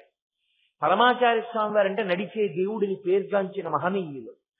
ఆయన దగ్గర పీఠంలో అందరూ వెళ్ళన్నారు, అయ్యా పూర్వాశ్రమంలో మీ చెల్లెలు అన్నం తినడానికి లేక బాధపడుతున్నారు, మేము అందరం కలిసి ఆవిడికి సాయం చేద్దాం అనుకుంటున్నాం అన్నారు. పరమాచార్య స్వామి గారు ఏమన్నారో తెలుసా అండి? చెయ్యకండి, ఆవిడ్ని అలా బాధపడనివ్వండి అన్నారు. అదేమిటండి అలా అన్నారన్నారు? పాపం అనుభవించేస్తే పోతుంది, అందుకని అనుభవించి ఇవ్వండి, అక్కడతో సుఖపడుతుంది. తర్వాత పాపం అనుభవించవలసిందే జీవుడు, తప్పించుకోవడానికి ఉండదు. కాబట్టి ఈ జీవులు అలిసిపోతారు. ఇప్పుడు అలిసిపోయాక వీళ్ళందరికీ కలిపి ఓ విశ్రాంతి ఇవ్వాలి. సినిమా హాల్లో చూడండి, మీరు ఇంటర్వెల్ విశ్రాంతి అని ఇచ్చాడు అనుకోండి, అందరూ లేచి బయటకు వెళ్ళిపోవచ్చు. మళ్ళీ మొదలెట్టే ముందు బెల్ల కొడతాడు, అందరూ లోపలికి వెళ్ళిపోయి కూర్చోవచ్చు ఎవడి స్థానంలో వాడు. ప్రళయతాండవమునందు పరమేశ్వరుడు ఏం చేస్తాడంటే, జీవులందరూ అలిసిపోయారు, పాపం శరీరాలు మారి మారి మారి మారి ఇంకా వాళ్ళు నన్ను పొందగలిగినంత జ్ఞానాన్ని పొందలేదు, భక్తితో ప్రవర్తించలేదు, కష్టాలు పడుతూనే ఉన్నారు, పాపాలు చేస్తూనే ఉన్నారని తాత్కాలిక విశ్రాంతినిస్తాడు. విశ్రాంతినిచ్చి జీవులందరూ నా ఎందలా పడుండండి అంటాడు. అది ఎలా ఉంటుందంటే, ఒక మైనపు ముద్దని నల్లపూసల మధ్యలో ఇలా నొక్కి పైకెత్తాను అనుకోండి, ఇప్పుడు నల్లపూసలన్నీ ఏమవుతాయి? మైనపు ముద్ద కట్టుకుపోతాయి. పరమశివుడు మహాప్రళయతాండవం చెయ్యడం అటువంటిదే. జీవులన్నిటినీ తనలోకి తీసేసుకుంటాడు, తీసేసుకుని కూర్చుంటాడు. మైనపు ముద్దని నల్లపూసల మధ్యలో నుంచి అక్కడ ఎట్టాను అనుకోండి, అవి దానికి అంటుకుని ఉంటాయి. మళ్ళీ ఆ మైనపు ముద్దకి వీటిని ఒకసారి దులిపి కింద వేద్దాం అనిపించింది అనుకోండి, అలా చేద్దామనిపించిన కోరిక అమ్మవారు భావన. ప్రపంచ సృష్టి ఉన్ముఖలాస్యకాయై సమస్త సంహారక తాండవాయ. ఆ నల్లపూసలు కిందేస్తే సృష్టి, అంటుకుంటే మహాప్రళయం. తీసేసుకున్నాడు మళ్ళీ తనలోకి. తీసుకుని మళ్ళీ వీళ్ళందరూ కొంతకాలం విశ్రాంతి పొంది అమ్మయ్యా అన్న తర్వాత అప్పుడు మళ్ళీ పునఃసృష్టి చేసి ఎవరెవరి పాప పుణ్యములకు అనుగుణంగా మళ్ళీ శరీరాలు ఇస్తూ ఉంటాడు. ఏమంటే ఇలా శరీరాలు ఇవ్వడం పాపపుణ్యాలు అనుభవించడమేనా? ఇంకా దానికి అంత్యం ఉండదా? ఉంటుంది. అది కూడా పరమశివుడే ఇస్తాడు. అందుకే 3 ప్రళయములు చేస్తుంటాడు. నిత్య ప్రళయము, ఆత్యంతిక ప్రళయము, మహాప్రళయము అని 3 ప్రళయాలు చేస్తాడు. మొదటి విశ్రాంతి ఎక్కడిస్తాడంటే, ఇక్కడే ఇప్పుడే అలిసిపోయినటువంటి ప్రాణికి రాత్రి రూపంలో నిద్రాకాలిక సుఖాన్ని ఇస్తాడు. నిద్రని మించిన సుఖం లేదు లోకంలో. ఆఖరికి ఏడిచి ఏడిచి ఏడిచి ఏడిచి బెంగ పెట్టుకున్నవాడైనా సరే, ఏదో మా అమ్మగారు శరీరం విడిచిపెట్టారు ఒక రోజున. ఆ రోజు నేను ఎంతో బెంగ పెట్టుకుని ఎంతో ఏడ్చాను మా అమ్మగారు వెళ్ళిపోయిన రోజున. మా అమ్మగారు వెళ్ళిపోయిన రోజున నేను ఏడ్చి ఏడ్చి ఏడ్చి అలిసిపోయి నిద్రపోతే నేను నా భారాన్నంతటినీ మర్చిపోయాను. నిద్రలో అమ్మ చనిపోయిందన్న భావన ఉందా? మర్చిపోయానంటే. నిద్రలో సుఖమే. మళ్ళీ నిద్ర లేచేటప్పటికీ అమ్మ చనిపోయిందని గుర్తొచ్చింది, మళ్ళీ ఏడుపు వచ్చింది. అంటే ఏడిచి ఏడిచి అలిసిపోయాడు, తిరిగి తిరిగి అలిసిపోయాడు, పని చేసి చేసి అలిసిపోయాడు. జీవులందరినీ పడుకోనిద్దామని రాత్రి వేళ ఆయన నిద్రపోవడానికి నిద్రాకాలిక సుఖముగా ఆవహిస్తాడు వచ్చి. అందుకని దాన్ని నిత్య ప్రళయము అంటారు. ఆయన కానీ అలా రాలేదనుకోండి, ఆయన నిద్ర ఇవ్వలేదనుకోండి, నిద్ర మీరు తెచ్చుకోలేరు. మీరు ఫ్యాన్ వేసుకోగలరు, ఆల్అౌట్ పెట్టుకోగలరు, పరుపు మీద పడుకోగలరు, తల కింద తలగడా పెట్టుకోగలరు, ఏదో ఏసీ ఆన్ చేసుకోగలరు. ఇన్ని చేసినా నిద్ర రావాలని ఏం లేదు. నిద్ర వస్తేనే సంతోషం. నిద్ర రాలేదు నరకమే ఆ రోజు రాత్రి. కాబట్టి ఆ నిద్రాకాలిక స్వరూపుడై ఆవహించి బడలికనంతటినీ తీసేస్తాడు. అది మొదట చేసేటటువంటి అనుగ్రహం. కాబట్టి దాన్ని నిత్య ప్రళయము అంటారు. ఆత్యంతిక ప్రళయము అని ఒకటి ఉంటుంది, అందులో జ్ఞానం ఇస్తాడు.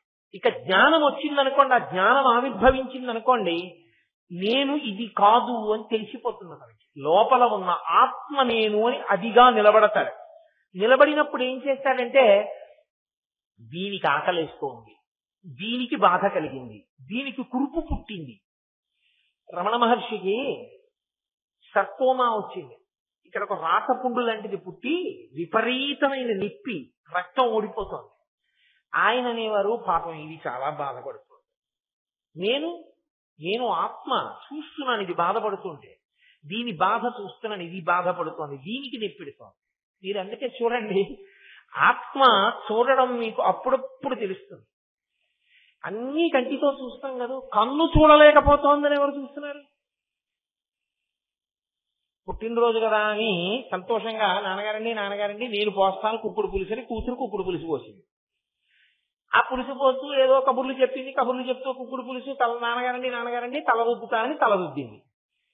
తండ్రి పులిసిపోయాడు, ఆహా నా కూతురు ఇంత ప్రేమతో తలంటి పోస్తోంది నాకు.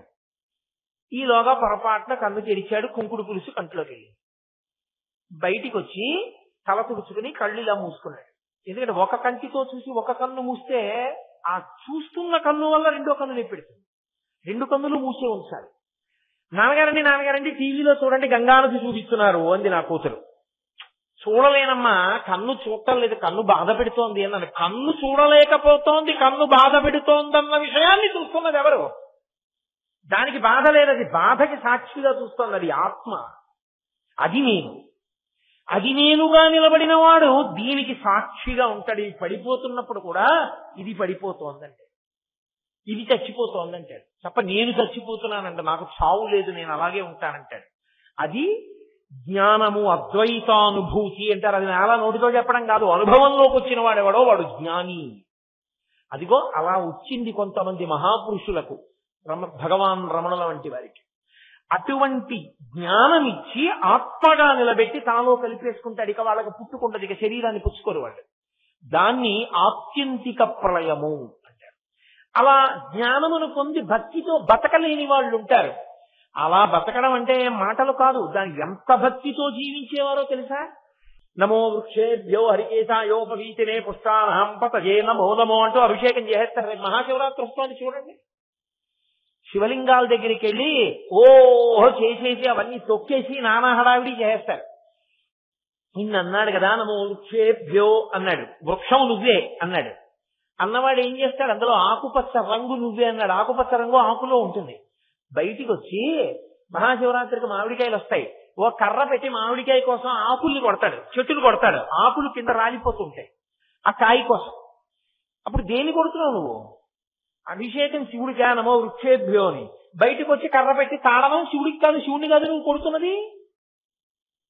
అదే రమణ మహర్షి అయితే మామిడికాయ కోసం కర్ర పెట్టి చెట్టును కొడుతూ ఉంటే గుండెని బాధేస్తున్నారు ఆయన. అవ్వ అవ్వ అవ్వ కాయలు కాసిన ఫలితానికి చెట్టు కర్ర పెట్టి కొడతారా? పరమేశ్వరుడయా, తప్పు కదూ, కొట్టకండి అన్నారు ఆయన. అలా మనం అనగలమా? అది నిజమైన భక్తి, పండిపోయిన భక్తి అంటారు. అలా అంత అనుభవంతో అంతటా ఈశ్వరుణ్ణి చూడగలిగినటువంటి ప్రజ్ఞతో ఉంటారు వాళ్ళు. అప్పుడు వాళ్ళకి భేదం ఉండదు, ఉపాధి భేదమును విస్మరిస్తారు. ఉపాధి అంతర్గతమైన ఈశ్వరుణ్ణి దర్శనం చేస్తారు. పాము అలా ఆడుతోంది పడ్డిరి మీద, ఆయన కింద కూర్చుని ఉన్నారు. సూర్య నాగమ్మ గారని ఆవిడ రాస్తుండేవారు ఎప్పుడు. ఆవిడ వచ్చి కూర్చున్నారు. కూర్చుని పైకి చూశారు. భగవన్ పాము అన్నారు. అవును, ఇవాళేమి వారం రోజులుగా ఆయన వస్తున్నారు. వారు అలా తిరుగుతారు.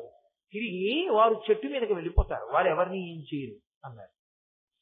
ఆయన ఎవరిని, కుక్కని కూడా అది కుక్క అనేవారు కాదు, వారు వస్తున్నారు అనేవారు. ఆయన అందరినీ అంత గౌరవించారు. ఈశ్వరుడు ఆయన దృష్టిలో, కుక్క రూపంలో ఈశ్వరుడు. అందుకని ఆయన ఎవరిని ఏమనేవారు కాదు. వారు వస్తున్నారు వారం రోజుల నుంచి, అలాగే తిరుగుతారు. వారు తిరిగి చెట్టు మీదకి ఎక్కి వెళ్ళిపోతారు.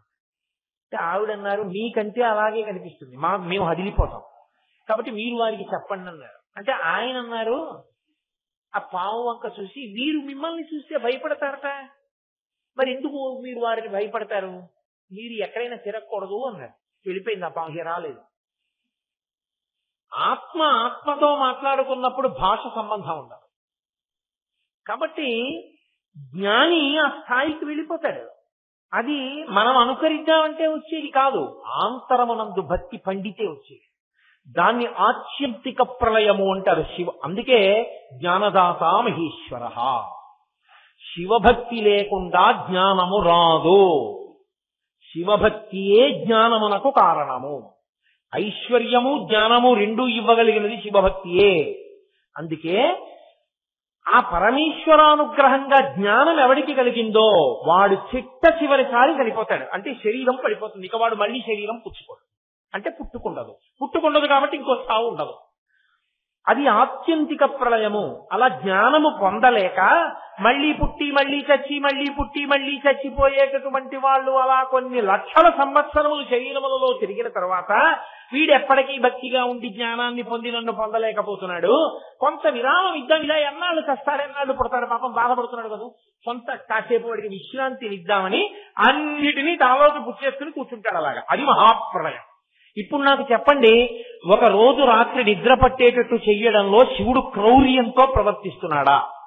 మన పట్ల అనుగ్రహంతో ప్రవర్తిస్తున్నాడా? ఆయన నిద్ర ఇవ్వబట్టి కదా రెండో రోజు ఆకలేసి అన్నం తింటున్నాం, నిద్ర ఇవ్వబట్టి కదా బడలిక తీరుతోంది. కాబట్టి నిత్య ప్రళయమునందు పరమశివుడు పరమకారుణ్యమూర్తి. ఆత్యంతిక ప్రళయము, జ్ఞానమిచ్చి మళ్లీ పుట్టవలసిన అవసరం లేకుండా చేస్తున్నాడు పరమ కరుణామూర్తి. ఆయన మహాప్రళయమునందు మనం ఇంకా బాధపడలేనంతగా డసిపోతే మనకి విశ్రాంతినిచ్చి తనలోకి తీసుకుని కొంతకాలం విరామం ఇస్తున్నాడు పరమ కారుణ్యమూర్తి. సంహార ప్రక్రియ యందు ఎక్కడ ఆయనలో క్రౌర్యం ఉన్నది? ఎక్కడా క్రౌర్యం లేదు. అందుకే పరమేశ్వరుడు విశ్రాంతికారకుడై ఉంటాడు. అమ్మవారు మళ్ళీ శరీరం పుచ్చుకోవడానికి కారణమైంది. కాబట్టి అలా మీ ఇద్దరు లోకాలని ఉద్ధరిస్తున్నటువంటి స్వరూపులు. ఇది చెప్పడం శంకరాచార్యుల వారి ఉద్దేశం. అందుకే మీకు కుటుంబంలో కూడా పుట్టినప్పుడు బిడ్డడికి ఎవరూ తెలియరు, అమ్మ ఒక్కతే తెలుసు. వాడికి ఎవరు తెలుసు?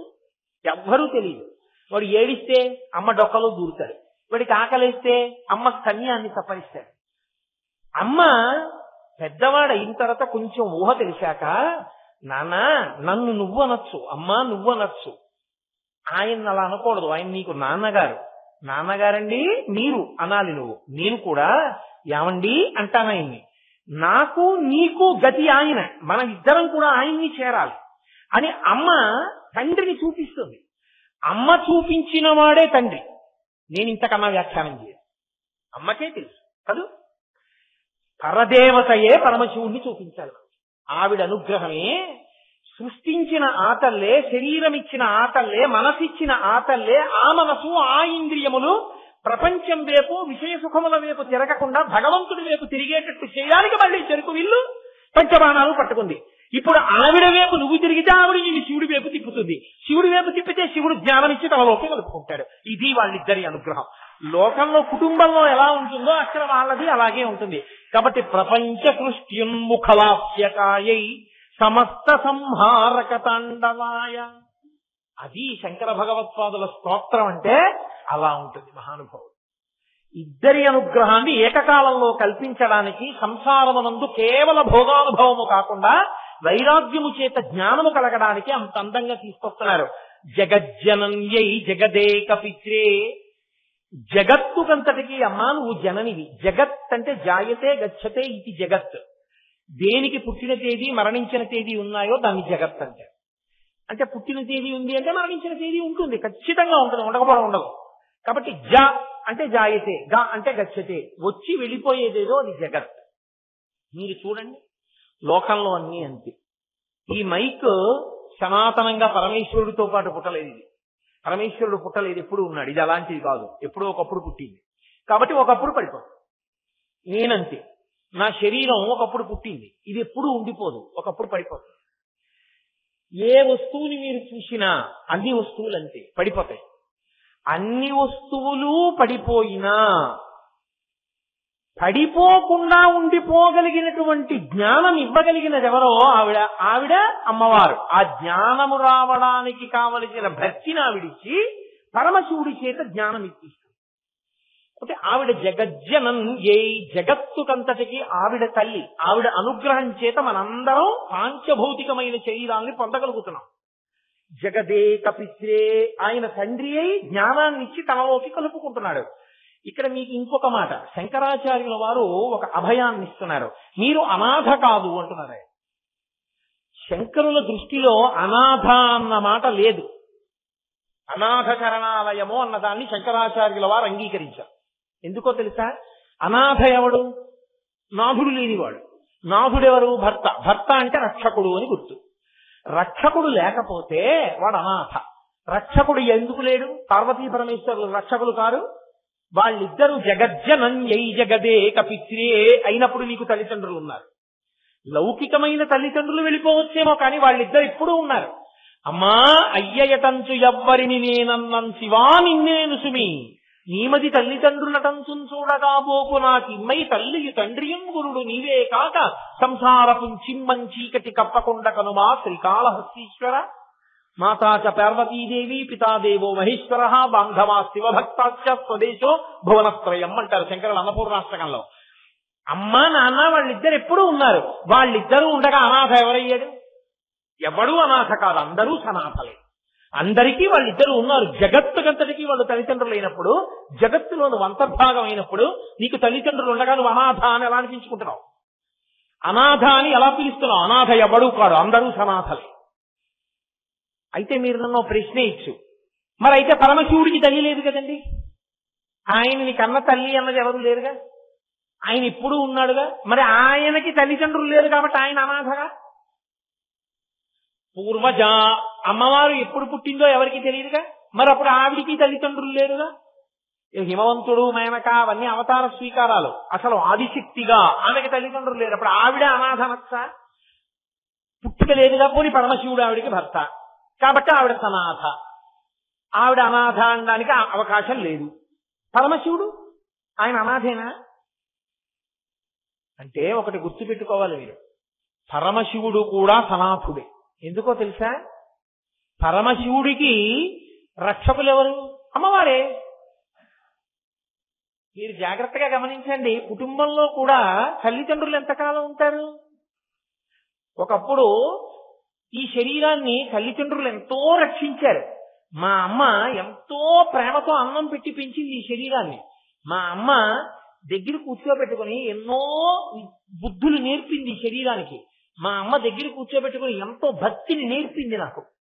ఆ అమ్మ వెళ్ళిపోయింది, నాన్నగారు వెళ్ళిపోయారు. కానీ అమ్మలా వేళకి అన్నం ఎవరు పెడుతున్నారు? రక్షకురాలై నా భార్య పెడుతోంది. నా కాళ్ళు నొప్పెట్టాయి, నా భార్య పడుతోంది. నాకు జ్వరం వచ్చింది, నాకు ఎవరు కావలసినటువంటి ద్రవాన్ని ఇచ్చి ఔషధాన్ని ఇచ్చి ఎవరు రక్షిస్తున్నారు? నా భార్య రక్షిస్తోంది. నా మనసు ఎప్పుడైనా ఉద్విగ్నతకి లోనైంది, ఏదో బాధకి లోనైంది, చిన్నబుచ్చుకున్నాను. ఎందుకలా చిన్నబుచ్చుకుంటారు? మీరు నమ్ముకున్న పరమేశ్వరుడు మీకు లేడా? మీరెందుకు బెంగ పెట్టుకుంటారు? ఈశ్వరుడు కాపాడతారు, బెంగ పెట్టుకోకండి అని నన్ను ఊరడించింది ఎవరు? నా భార్యే. నేనెందుకు అనాథమయ్యాను? నా భార్య ఉండగా నేను అనాథని కానీ? ఆమె తల్లియే, తండ్రియే, సమస్తమై నన్ను ఊరడిస్తోందా లేదా? శాంతి స్థానమై. అప్పుడు నేను అనాథని కాను. నేనే కానప్పుడు పరమశివుడు ఎందుకు అవుతాడు? జగజ్జనని కాపాడతాయని అమ్మవారు ఆయన్ని కాపాడుతుంది.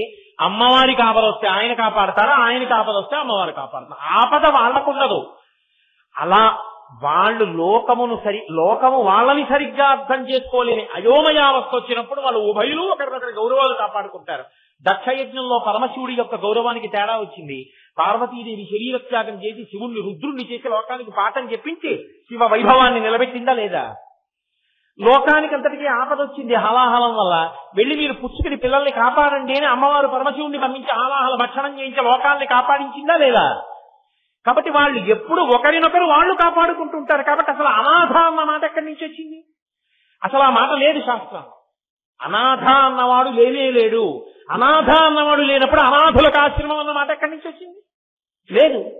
అసలు అనాథ లేడు. జగత్తుకంతటికీ తల్లిదండ్రులున్నారు. ఎవరూ నాకెవ్వరూ లేరన్న మాట అనడానికి వీలు లేదు లోకంలో. ఇది శంకరాచార్యుల వారి అభయం. జగద్గురువుగా వారు మాట్లాడితే అలా ఉంటుంది. జగజ్జనం యై జగదే కపిత్రే. ఆ మాట ఎవరు సృష్టించాడో తెలియదు కానీ అసలు ఆ మాట ఎవరికీ అన్వయము కాదు. అందరికీ జగత్తుకంతటికి వారు తల్లిదండ్రులుగా ఉన్నారు. ఇప్పుడు ఈ మాట మీకు ఎంత ఊరటనిస్తుంది మీరు ఆలోచించండి. నాకు ఏమిటండి ఇబ్బంది? నేను నమ్ముకున్న నా తల్లిదండ్రులు ఉన్నారు కదా, నాకేం కష్టం వచ్చినా నేను వాళ్ళకి చెప్పుకుంటాను. ఏదో నాకు చాలా కష్టం వచ్చేసింది అనుకోండి, ఇబ్బంది వచ్చేసింది అనుకోండి, నేను వెంటనే కాస్త విభూతి చల్లుకుని ఆ పంచకొక్కలు ఆల్చి అవతల బారేసి ఓ గామంతా కట్టుకుని పూజా మందిరంలో కూర్చుని నేనేం పూజ చేయక్కర్లేదు. అప్పుడు స్వామిని చూసి చెప్పుకుంటాను, స్వామి ఏమిటి ఇంత ఇబ్బంది, నేను తట్టుకోలేకపోతున్నాను, చాలా బాధగా ఉంది నా మనస్సు, చాలా కష్టానికి లోనైపోతున్నాను, ఈశ్వరా నన్ను రక్షించవా? నీకొచ్చిన మాటలతో పరమేశ్వరుడికి చెప్పుకో. నీకు లేకపోవడం ఉన్నారు కానీ ఈ పూజా మందిరంలో తల్లిదండ్రులు, నువ్వు మనసు విప్పి చెప్పు, కాపాడడానికి వాళ్ళు సిద్ధంగా ఉన్నారు. కాబట్టి అనాథ ఎవరు? అందరికీ తల్లి తండ్రి ఉన్నారు. ఇది చెప్పడానికి జగజ్జనం యై జగదే కపిత్రే నమశివాయై చ నమశివాయ. ఎంత మంగళప్రదులయా మీ ఇద్దరు, మాకు ఎంత ఆనందాన్ని ఇస్తున్నారయ్యా, ఎన్ని జన్మలు ఇస్తున్నారయ్యా, ఎన్ని శరీరాలు ఇస్తున్నారయ్యా, ఎంత శాస్త్రం ఇచ్చారయ్యా, వేదం ఇచ్చారు, ఋషులను ఇచ్చారు, అది చెప్పే వాళ్ళని ఇచ్చారు, మా మనసుల్ని భగవంతుడి వైపు తిప్పగలిగినటువంటి శాస్త్రాన్ని ప్రబోధం చేసే వాళ్ళని ఇచ్చారు. పరమేశ్వర నీకు మేము రుణపడిపోయాం కదా, ఇప్పుడు మేము నువ్వు ఉన్నావు, మమ్మల్ని కాపాడుతావు, మాకేం బెంగ, మాకు బెంగలేదు. ఒక పెద్ద ఊరట కలిగిందా లేదా? అన్నీ ఉన్నాయి, నాకెవ్వరూ లేరంటుంటారు కొంతమంది. నాకెవ్వరూ లేరన్న వాడికి నేనున్నానన్నవాడు ఒకడు దొరికితే ఎంత సంతోషంగా ఉంటుందో. మన్ని ఆదుకోవడానికి, మన చెయ్యి పట్టుకోవడానికి మనకి తల్లిదండ్రులు ఉన్నారన్ననాడు మనకి ఎంత సంతోషంగా ఉంటుంది. ఆ భయాన్ని జగద్గురువులు ఇస్తున్నారు ఇవాళ. కాబట్టి జగజ్జనం యై జగదే కపిత్రే నమశివాయై చ నమశివాయ. తరువాతి శ్లోకంలో శంకర భగవత్పాదులు అంటారు, అమ్మా నువ్వు ప్రదీప్త రత్నోజ్వల కుండలాయై స్ఫురన్ మహాపన్నగభూషణాయ శివాన్వితాయై చ శివాన్వితాయ నమశివాయై చ నమశివాయ. అందులో శంకరుడు అంటున్నారు ప్రదీప్త రత్నోజ్వల కుండలాయై.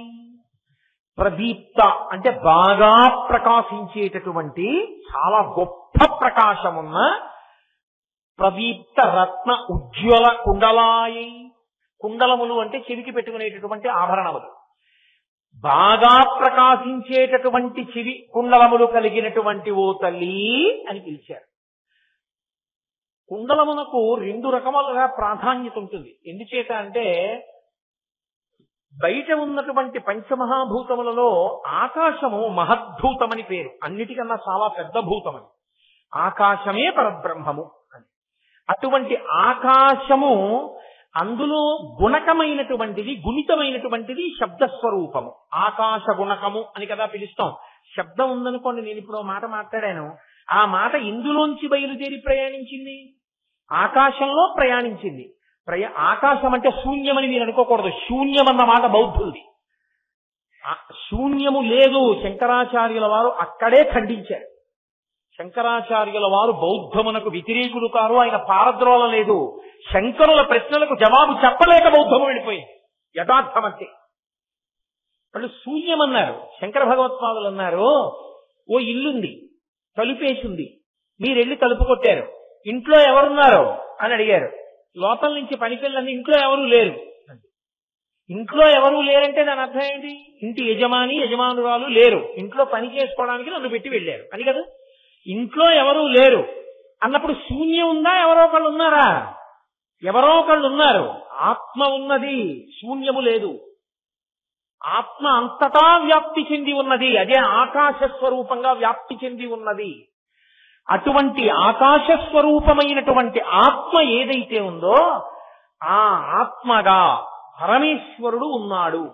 ఆ ఆకాశములోంచి శబ్దము ప్రయాణిస్తుంది. అందుకని మహద్భూతములో ప్రయాణించి చెవి గుండా లోపలికి వెళుతుంది.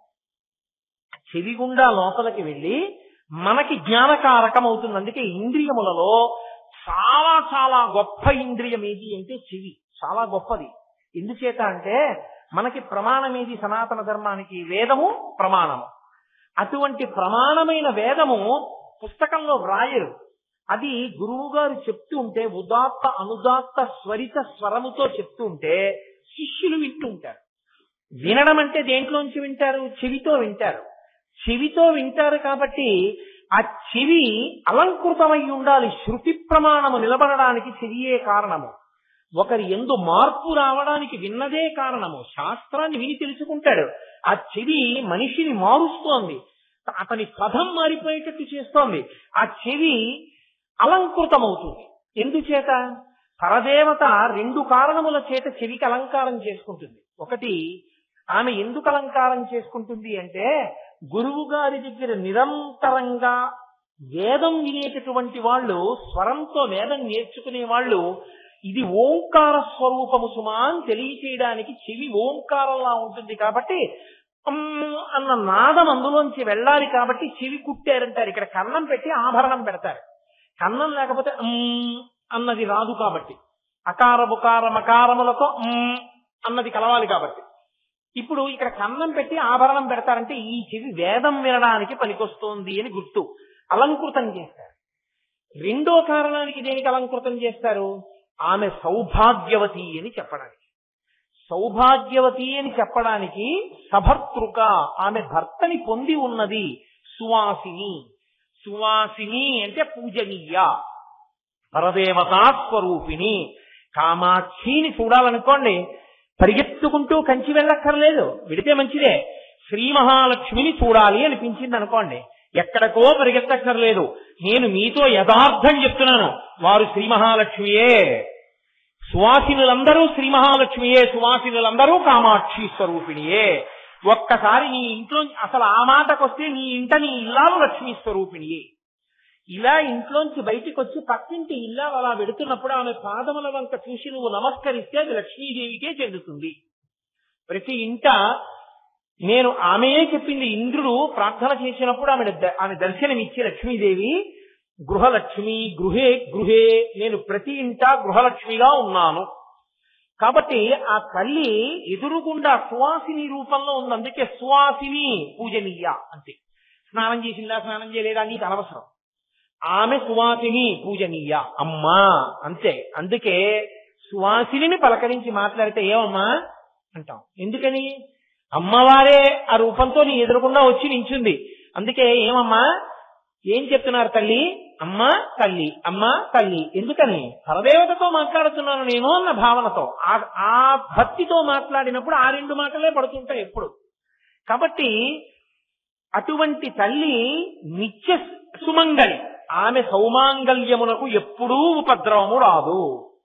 సుమంగళికి, సువాసినికి ఆమె సువాసిని అని తెలుసుకోవడానికి అనేకమైనటువంటి గుర్తులుంటాయి. కాళ్ళకి మట్టెలుంటాయి, మెడలో నల్లపూసలుంటాయి, సిగలో పువ్వులుంటాయి, పాపట ప్రారంభ స్థానమునందు బొట్టుంటుంది, నుదుటి మీద బొట్టుంటుంది, కేశములు సంస్కరింపబడి ముడి వేసుకునో లేకపోతే జట వేసుకునో ఉంటారు. ఇవన్నీ గుర్తులు. కానీ ప్రధానమైన గుర్తులు రెండున్నాయి. అంకం అంటారు. అంకం అంటే గుర్తు. గుర్తు అంటే అది అంత శాశ్వతత్వాన్ని పొందేస్తుంది. అంత ముఖ్యమైన గుర్తులు రెండే, అంత ప్రధానమైనవి. అవే ఒకటి తాళి, రెండవది తాటంక. రెండు తాటి సంబంధమే. ఎందుకంటే అమ్మవారు 8 సౌభాగ్య వస్తువులుగా లోకంలో ఉంటుంది. ఆ 8 సౌభాగ్య వస్తువులలో ఒకటి తాటి చెట్టు. అందుకే సువాసిని పొరపాటున కూడా తాటి చెట్టుని కాలుతో తల్లడం కాని, తాటాకుని తొక్కడం కాని, తాటిని నిరసించడం కాని ఎప్పుడూ చేయకూడదు. తాటి చెట్టుగా ఉండేది అమ్మవారే. తాటాకునందు అమ్మవారి యొక్క విశేషమైన సువాసిని శక్తి ఉంటుంది. అందుకే పెళ్లి చేసేటప్పుడు ఆడపిల్లకి మొట్టమొదట చెవి కుట్టించగానే ఏమి పెట్టాలి అంటే తాటాకు పెడతారు. నాకు బాగా జ్ఞాపకం, మా చిన్నతనంలో తాటి పువ్వారం అని ఉండేది. తాటాకుల మధ్యలో ముద్దలా ఉంటుంది. అది తెచ్చి చెవులు కుట్టించగానే దాన్ని ముద్ద కింద పెట్టేవారు, రక్తం కారితే. తాటాకు ముందు పెడతారు. తాటాకు వెళ్ళడం వల్ల ఏర్పడిన గుర్తుంది కాబట్టి తాటంక అంటే అమ్మవారు మొట్టమొదట పెట్టుకున్నదేది తాటాకులు పెట్టుకుంది ఆవిడ. తాళి అంటే తాటి చెట్టు. మంగళసూత్రం కట్టేటప్పుడు దాన్ని పచ్చి తాటాకు మీద పెట్టి తీయాలి. అసలు నిజంగా చెప్పాలంటే పసుపు తాటిలో ఒక పచ్చి తాటాకు ముక్క కూడా కలిపి కట్టాలి, కట్టి మెడలో కట్టించాలి వధువుకి. అందుకే నా కూతురు వివాహం చేసినప్పుడు నేను అలాగే కట్టించాను తాళి. కాబట్టి ఎక్కడ తాటి చెట్టు సంబంధం ఉందో అవి రెండు ప్రధానమైనటువంటి సౌభాగ్య సూచనలు. తాటంక, తాళి, ఈ రెండు. ఇది అమ్మవారు పరమశివుడితో కళ్యాణం జరగగానే ఆమె చెవికి తాటంకములు పెట్టుకుని కనపడింది. స్త్రీ సువాసిని ఎప్పుడూ భర్త ఎదుట ఒంటి మీద అవి లేకుండా కనపడకూడనిది ఏది అంటే ఒక్క చెవి కమ్మలే. అందుకే వాటికి కమ్మలు అని ఒక పేరు. కమ్మలు కాదు, తెలుగులో కమ్మలు మాకి మావత్ తీసేస్తున్నారు. కమ్మలు కాదు, కమల. యథార్థమునకు తాటాకు పెట్టుకుని ఉండడం ఎందుకు? మనకు ఐశ్వర్యం పరమేశ్వరుడు ఇచ్చాడు కదా అన్నప్పుడు ఏం చేస్తారంటే కమలము అమ్మవారి స్థానం కాబట్టి మధ్యలో ఒక పెద్దరాయి వేసి చుట్టూ చిన్ని రాళ్లు వేసి కమలములను తల పెట్టుకుంటారు. అది కూడా తాటంకమంత సమానమైంది కాబట్టి ముందు తాటాకు పెట్టుకుని తర్వాత ఇది పెట్టుకుంటారు. కాబట్టి దాన్ని కమలము, చెవి కమలములు అంటారు. చెవి కమలములు తర్వాతి కాలంలో పలకడం సరిగ్గా మానేసి అపభ్రంశమై హేలాపురి ఏలూరైనట్టు, కోకనదము కాకినాడ అయినట్టు చిట్ట చివరికి చెవి కమ్మలు అయ్యి. చెవి కమ్మలు కాదు, చెవి కమలములు. అవి అంత పవిత్రములు. చెవి కమ్మలు లేకుండా అంటే చెవులకు ఆభరణములు లేకుండా భార్య ఎన్నడూ భర్తకి కనపడరాదు. ఒకసారి పెళ్ళైన తరువాత తన జీవిత పర్యంతంలో ఎప్పుడూ భర్తకి ఒంటి మీద అది లేకుండా కనపడకూడదు ఏది అంటే చెవి కమ్మలే. ఎప్పుడైనా వాటికి ఏదైనా ఇబ్బంది కలిగితే వాటిని మార్చవలసి వస్తే ఎవరికి చెప్పాలని అడిగారు. భర్త గారికే చెప్పాలి ముందు. అయ్యా మీరు కాసేపు రాకండి అని చెప్పి గదిలోకి వెళ్లి కలుపేసుకుని మార్చుకుంటారు. ఇప్పటికీ సంప్రదాయం తెలిసిన కుటుంబాల్లో చెవికమ్మలు మార్చుకునేటప్పుడు చెవికమ్మలు ఏమైనా కడుక్కోవలసి వచ్చినా అసలు ఎట్టి పరిస్థితుల్లోనూ భర్తకి కనపడరు. అవి మార్చి మళ్ళీ పెట్టుకున్న తర్వాతనే భర్తకి కనపడతారు. ఎందుకంటే అది అంత ముఖ్యమైన ఐదోతనం.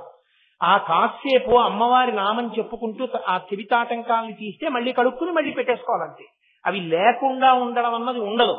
కాబట్టి అంత ప్రధానమైనటువంటిది. కాబట్టి ఆ చెవి తాటంకములు అమ్మవారి యొక్క ఐదోతనానికి గుర్తు. పరమశివుడు కళ్యాణం జరిగినప్పుడు ఇలా చూశాట అమ్మవారిని. చెవి తాటంకముల వంక చూసి పొంగిపోయాట. ఓ నీ ఐదోతనానికి గుర్తు. ఆయన నిత్యుడు అయినా నేనున్నాననడానికి ఇదే గుర్తు సుమా అని అమ్మవారి చెవి తాటంకములను చూసి పొంగిపోయాడు. రెండు, అమ్మవారికి గురువు పరమశివుడే. ఆమె గురుమండల రూపిణి అయినా ఆమెకి గురువు పరమశివుడే. ఆమె సమస్త శాస్త్రములు భర్త పాదముల వద్ద కూర్చుని నేర్చుకుంది. భర్త పాదముల దగ్గర కూర్చుని భర్త సహజంగా గురువు ఆడదానికి, భార్యకి. ఆయన దగ్గర నేర్చుకుంది కాబట్టి శాస్త్రాధ్యయనము చేసేటప్పుడు ఆ చెవి అలంకృతమై ఉండాలి కాబట్టి కమ్మలు పెట్టుకుంది. అందుకని ఇప్పుడు 2 కారణముల చేత ఆమె చెవికి ఆభరణములు ఉన్నాయి. 3, ఏ ప్రార్థన చేసినా అమ్మవారు మన ప్రార్థనలన్నీ ఆ చెవులతోటే వింటుంది. మన ప్రార్థనలు వినగలిగినటువంటి ఆ గొప్ప చెవులకు ఆభరణములు లేకుండా, అలంకృతములు కాకుండా అలా ఉంటుంది. అందుకని ఆభరణములు పెట్టుకుంది. కాబట్టి ఇంత గొప్ప ఆభరణములను పెట్టుకునేటప్పుడు అమ్మ ప్రదీప్త రత్నోజ్వల కుండలాయే. అంత గొప్ప రత్నములు ఏమిటో తెలుసా లోకంలో? సూర్యుడు చంద్రుడు వాళ్ళిద్దరి. అందుకే తాటంకయుగళీభూత తపనోడుపమండల. సూర్యుణ్ణి చంద్రుణ్ణి ఆమె ఆభరణములుగా, చెవి ఆభరణములుగా, కర్ణాభరణములుగా పెట్టుకుంటుంది. సూర్యుడి గమనంలో కాలం నడుస్తుంది, చంద్రుడి గమనంలో కాలం నడుస్తుంది. మనం చూడండి, చాంద్రమానం బట్టి తిథి చెప్తాం. ఇవాళ తిథి సప్తమి అంటాం. రేపటికి చాంద్రమానాన్ని బట్టి అది సూర్యోదయానికి ఉంటే అష్టమి కావచ్చు, అది సూర్యోదయానికి ఉంటే సప్తమి కావచ్చు. అది చంద్రుడి యొక్క కదలికని బట్టి తిథి మారిపోతుంది. తిథి మారిపోతుంది అంటే శుక్లపక్షం అయిపోతుంది, కృష్ణపక్షం అయిపోతుంది, కృష్ణపక్షాలు అయిపోతే నెల అయిపోతుంది, నెలలు అయిపోతే సంవత్సరాలు అయిపోతున్నాయి, సంవత్సరాలు అయిపోతే ఆయుర్దాయం అయిపోతుంది. ప్రతి క్షణం సూర్యుడు ఉదయించి అస్తమిస్తే ఆయుర్దాయం అయిపోయింది. ప్రత్యాయాంతికతాః పునర్న దివసాః కాలో జగద్భక్షక లక్ష్మీస్తోయ దరంగ భంగ చపలా విద్యుచ్చలం జీవితం అంటారు శంకరాచార్యుల వారు. సూర్యుడు ఉదయించి సూర్యుడు అస్తమించాడు అంటే నా ఆయుర్దాయంలో ఒక పగలైపోయిందని గుర్తు కదా. అది వెనక్కి రాదిగా. ఆయుర్దాయాన్ని సూర్యచంద్రులు లోకంలో ఉన్న వాళ్ళందరినీ తినేస్తున్నారు. కానీ ఆ సూర్యచంద్రుడు అమ్మవారికి చెవి ఆభరణములు. కాబట్టి ఇప్పుడు ఆ ఇద్దరూ ఆవిడికి ఆభరణములైతే ఆవిడ భర్తకి కానీ ఆవిడికి కానీ కాలంలో ఆపద ఉంటుందా? ఉండదు. అందుకే ఆవిడ నిత్య సుమంగళి, నిత్య సువాసిని. ఆ అమ్మ చెవుల ఆభరణములు ఎవరు చూస్తారో వాళ్ళకి కూడా సౌభాగ్యం నిలబడుతుంది. అంత గొప్ప ఆభరణములను కలిగినటువంటి తల్లి. మనకి ఈ చెవి ఆభరణములు అన్నప్పుడు 2 విషయాలు ఎప్పుడూ నేను చెప్పకుండా ఉండలేను. ఒకటి, తిరుక్కడయూర్ అని ఒక క్షేత్రం. తిరుక్కడయూర్ క్షేత్రం ద్రవిడ దేశం, తమిళనాడులో తంజావూరు జిల్లాలో మాయూరం తాలూకా. అక్కడ చాలా విశేషం. ఎందుకంటే అమృత పాత్రలోంచి శివలింగం ఆవిర్భవించింది. అందుకని ఆయనకి అమృతఘటేశ్వరుడు అని పేరు. అమ్మవారికి అభిరామి అని పేరు. చతుర్ముఖ బ్రహ్మగారు ఒకానొకప్పుడు పరమశివుణ్ణి ప్రార్థించాడు. అయ్యా, నాకు జ్ఞానాన్ని పొందాలనుంది, జ్ఞానోపదేశం పొందాలనుంది, ఎలా సంభవం అవుతుందని అడిగాడు.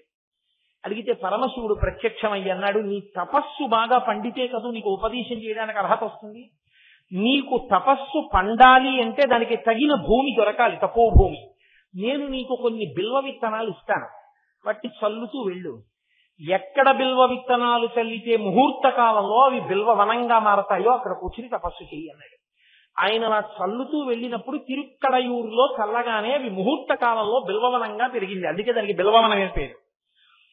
అక్కడ కూర్చుని బ్రహ్మగారు తపస్సు చేస్తే పరమశివుడు ప్రత్యక్షమై జ్ఞానోపదేశం చేశాడు ఆయనకి. పరమశివుణ్ణి బ్రహ్మగారు ఆరాధన చేస్తే పరమశివుని యొక్క ఇల్లాలికి అభిరామి అని పేరు. మనం పెట్టుకోం అటువంటి మంచి పేరు. అభిరామి పరమశివుని ఇల్లాలు. అక్కడ ఆ అభిరామిని సరస్వతీదేవి కొలిచింది. ఆయన పేరు అమృతఘటేశ్వరుడు, పరమశివుడి పేరు. అభిరామి అమ్మవారి పేరు. ఆ అమృతఘటేశ్వర లింగాన్నే మార్కండేయుడు కౌగిలించుకున్నాడు యముడు పాశం వేసినప్పుడు.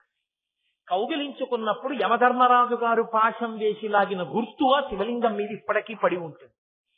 తదనంతర కాలంలో మార్కండేయ మహర్షి దీర్ఘాయుర్దాయాన్ని పొందిన తరువాత ఆయన అక్కడే ఉన్నటువంటి కావేరీ నదీ జలాల్ని తీసుకొచ్చి అభిషేకం చేస్తున్నాడు శివలింగానికి. అభిషేకం చేస్తున్నప్పుడు ఆ కావేరీ నదీ జలాలలో ఒక జాజి తీగ ఒకటి చేరిపోయి ఆ జాజి తీగ శివలింగం మీద పడింది. దాన్ని తీసి ఇలా పక్కన పడేశారు. ఆ జాజి తీగ పెరిగి పెద్దదైంది. అది 365 రోజులు పూస్తుంది. అది స్థల లత. ఆ జాజి పూలతో ఒక్క అమృతఘటేశ్వరుడికే పూజ చేస్తారు. అంత గొప్ప క్షేత్రం. మార్కండేయ మహర్షి పేరు మీద ఒక తీర్థం ఉంటుంది. అలాగే కాలతీర్థము అని ఒక తీర్థం ఉంటుంది. ప్రతిరోజు ఉదయం మార్కండేయ తీర్థం నుంచే ఒక కడవతో నీళ్లు తీసుకొచ్చి అమృతఘటేశ్వరుడికి అభిషేకం చేస్తారు. ఆ మొదటి కడవ అమృతఘటేశ్వరుడికి వెళ్లిపోగానే ఆ కుండలో స్నానం చేస్తారు, ఆ తీర్థంలో స్నానం చేస్తారు. ఆ తీర్థంలో ఎవరు స్నానం చేసి అమృతఘటేశ్వరుణ్ణి దర్శనం చేస్తాడో వాడు యమదర్శనం చెయ్యడు. వాడికి ఇక యముడు కనపడడం. అంటే వాడి చేత మంచి పనులు చేయించి చిట్ట చివర ప్రాణోత్క్రమణం అయిపోతుండగా భగవన్నామములు పలికించేటటువంటి కర్తవ్యాన్ని పరమేశ్వరుడు స్వీకరిస్తాడు. అమృతఘటేశ్వర లింగ దర్శనం అంత గొప్పది మార్కండేయ తీర్థ స్నానం. రెండవది కాలతీర్థము. దాని యందు ఎవరు స్నానం చేస్తారో వాళ్ళకి భవసాగరమునందు మునిగిపోకుండా ఊడ్చుకోగలిగిన శక్తిని ఈశ్వరుడు ఇస్తాడు. అందుకే తప్పకుండా తిరుక్కడయూరు వెడుతుంటారు. ఆ తిరుక్కడయూరు క్షేత్రంలో షష్ఠి పూర్తి చేసుకుంటూ ఉంటారు. షష్ఠి పూర్తి చేసుకోవాలి అంటే తిరుక్కడయూరు వెడతారు. వెడితే ఎవరు ఏ తిథి నాడు షష్ఠి పూర్తి చేసుకోవాలో ఆ తిథి నాడు దేవస్థానం ఏనుగొచ్చి తీసుకెడుతుంది. వాళ్ళు తీసుకెళ్లి కూర్చోబెట్టి సామూహికంగా షష్ఠి పూర్తి మహోత్సవం చేయిస్తారు. షష్ఠి పూర్తి చేసుకోవాలి, చేసుకోకుండా ఉండకూడదు. అది వైదికం, శాస్త్రం. చేసుకోవాలి. ఎంతమందికి భోజనాలు పెట్టామన్నది కాదు, వైదికంగా శాస్త్రం నడపాలి. అది చాలా ముఖ్యమైనటువంటి విషయం. భోజనాల తర్వాత మాట. కాబట్టి ఆ తిరుక్కడయూరు క్షేత్రంలో అమృతఘటేశ్వరుడు అభిరామి ఇద్దరు వెలిసి ఉన్నారు. అక్కడే మహానుభావుడు అభిరామ భట్టు అన్న పేరుతో అమ్మవారి పేరు మీదే పుట్టాడు ఒక మహానుభావుడు దంపతులకి. ఆయనకి ఆవిడ పేరే పెట్టారు. ఆయన ఎప్పుడూ అమ్మవారిని ధ్యానం చేస్తూ ఉండేవాడు. ఎక్కడ కూర్చుంటే అక్కడే అమ్మవారిని ధ్యానం చేసేవాడు. ధ్యానం చేస్తూ లోపలికి వెళ్ళిపోయి బాహ్యం మరిచిపోయి అమ్మవారి దర్శనం చేసి పొంగిపోతుండేవాడు. ఒక సంవత్సరం పుష్యమాసంలో అమావాస్య వచ్చింది. అసలు పుష్యమాసం అంటే హేమంత ఋతువు. హేమంత ఋతువు కాబట్టి ఎప్పుడు మంచు పడుతుంది. మంచే సగం చీకటి, మంచు మీద అమావాస్య కాబట్టి కటిక చీకటి. అటువంటి అమావాస్య రోజున ఆయన కూర్చుని ధ్యానం చేస్తున్నాడు. అనుకోకుండా తంజావూరు మహారాజు గారు, శరభోజీ మహారాజు గారు వచ్చారు. ఆయన దేవాలయంలోకి వెడుతుంటే అందరూ లేచి నిలబడ్డారు. మహారాజు గారు కదా నిలబడ్డారు. ఈయనొక్కడు లేచి నిలబడలేదు. ఈయన లేచి నిలబడలేదు అని ఆయనకి కొంచెం కోపం వచ్చింది. ఆయన ముఖం వంక తేరిపారి చూశాడు. వెలిగిపోతున్నాడు ప్రకాశవంతంగా. అయినా అనుమానం వచ్చి ఈయనెవరో గొప్ప యోగిలా ఉన్నాడే అనుకుని ఆలయార్చకులను అడిగాడు, ఎవరితనని అడిగారు. ఇది ధ్యానంలో ఉన్నాడు, ఇప్పుడు ధ్యానంలో ఉన్నాడంటే రాజు కోపం వస్తుందేమో నటిస్తున్నాడనని. మహారాజా చెప్తే వినడు, అలాగే ఉన్మత్తుడు మద్యపానం చేసి అలాగే కూర్చుంటూ ఉంటాడు, అతన్ని పట్టించుకోకండి అన్నాడు. మహారాజు లోపలికి వెళ్లి పూజ చేసి బయటికి వస్తూ మళ్ళీ చూశాడు, ఆయన అలాగే ఉన్నాడు. వెంటనే మేల్కొల్పమన్నారు. ఎవరో వెళ్ళి తట్టారు. ఆయన బహిర్ముఖుడయ్యాడు. ఆయన ధ్యానమునందు పూర్ణచంద్రబింబం లాంటి అమ్మవారి యొక్క ముఖమండలాన్ని దర్శనం చేస్తున్నాడు. దర్శనం చేస్తూ పొంగిపోతున్నాడు. అకస్మాత్తుగా తట్టడంలో బహిర్ముఖుడైనా ఇంకా పూర్ణచంద్రబింబం లాంటి అమ్మవారి ముఖం కనపడుతోంది. శరభోజీ మహారాజు గారు అన్నాడు, ఇవాళ ఏంటిది, ఎన్ని గడియల వరకు ఉంటుంది అన్నాడు. ఆయన అన్నాడు, అమ్మవారి ముఖం చూస్తున్నాడు కదూ, నిండు పౌర్ణమి అన్నాడు. ఇవాళ రాత్రి ఉంటుందా అన్నాడు. ఉంటుంది అన్నాడు. రాజు అన్నాడు, అమావాస్య కదా రోజు, ఇవాళ రాత్రి నేను వస్తాను 9 గంటలకి. నువ్వు ఇక్కడే ఉండి నాకు పౌర్ణమి చంద్రబింబం చూపించాలి.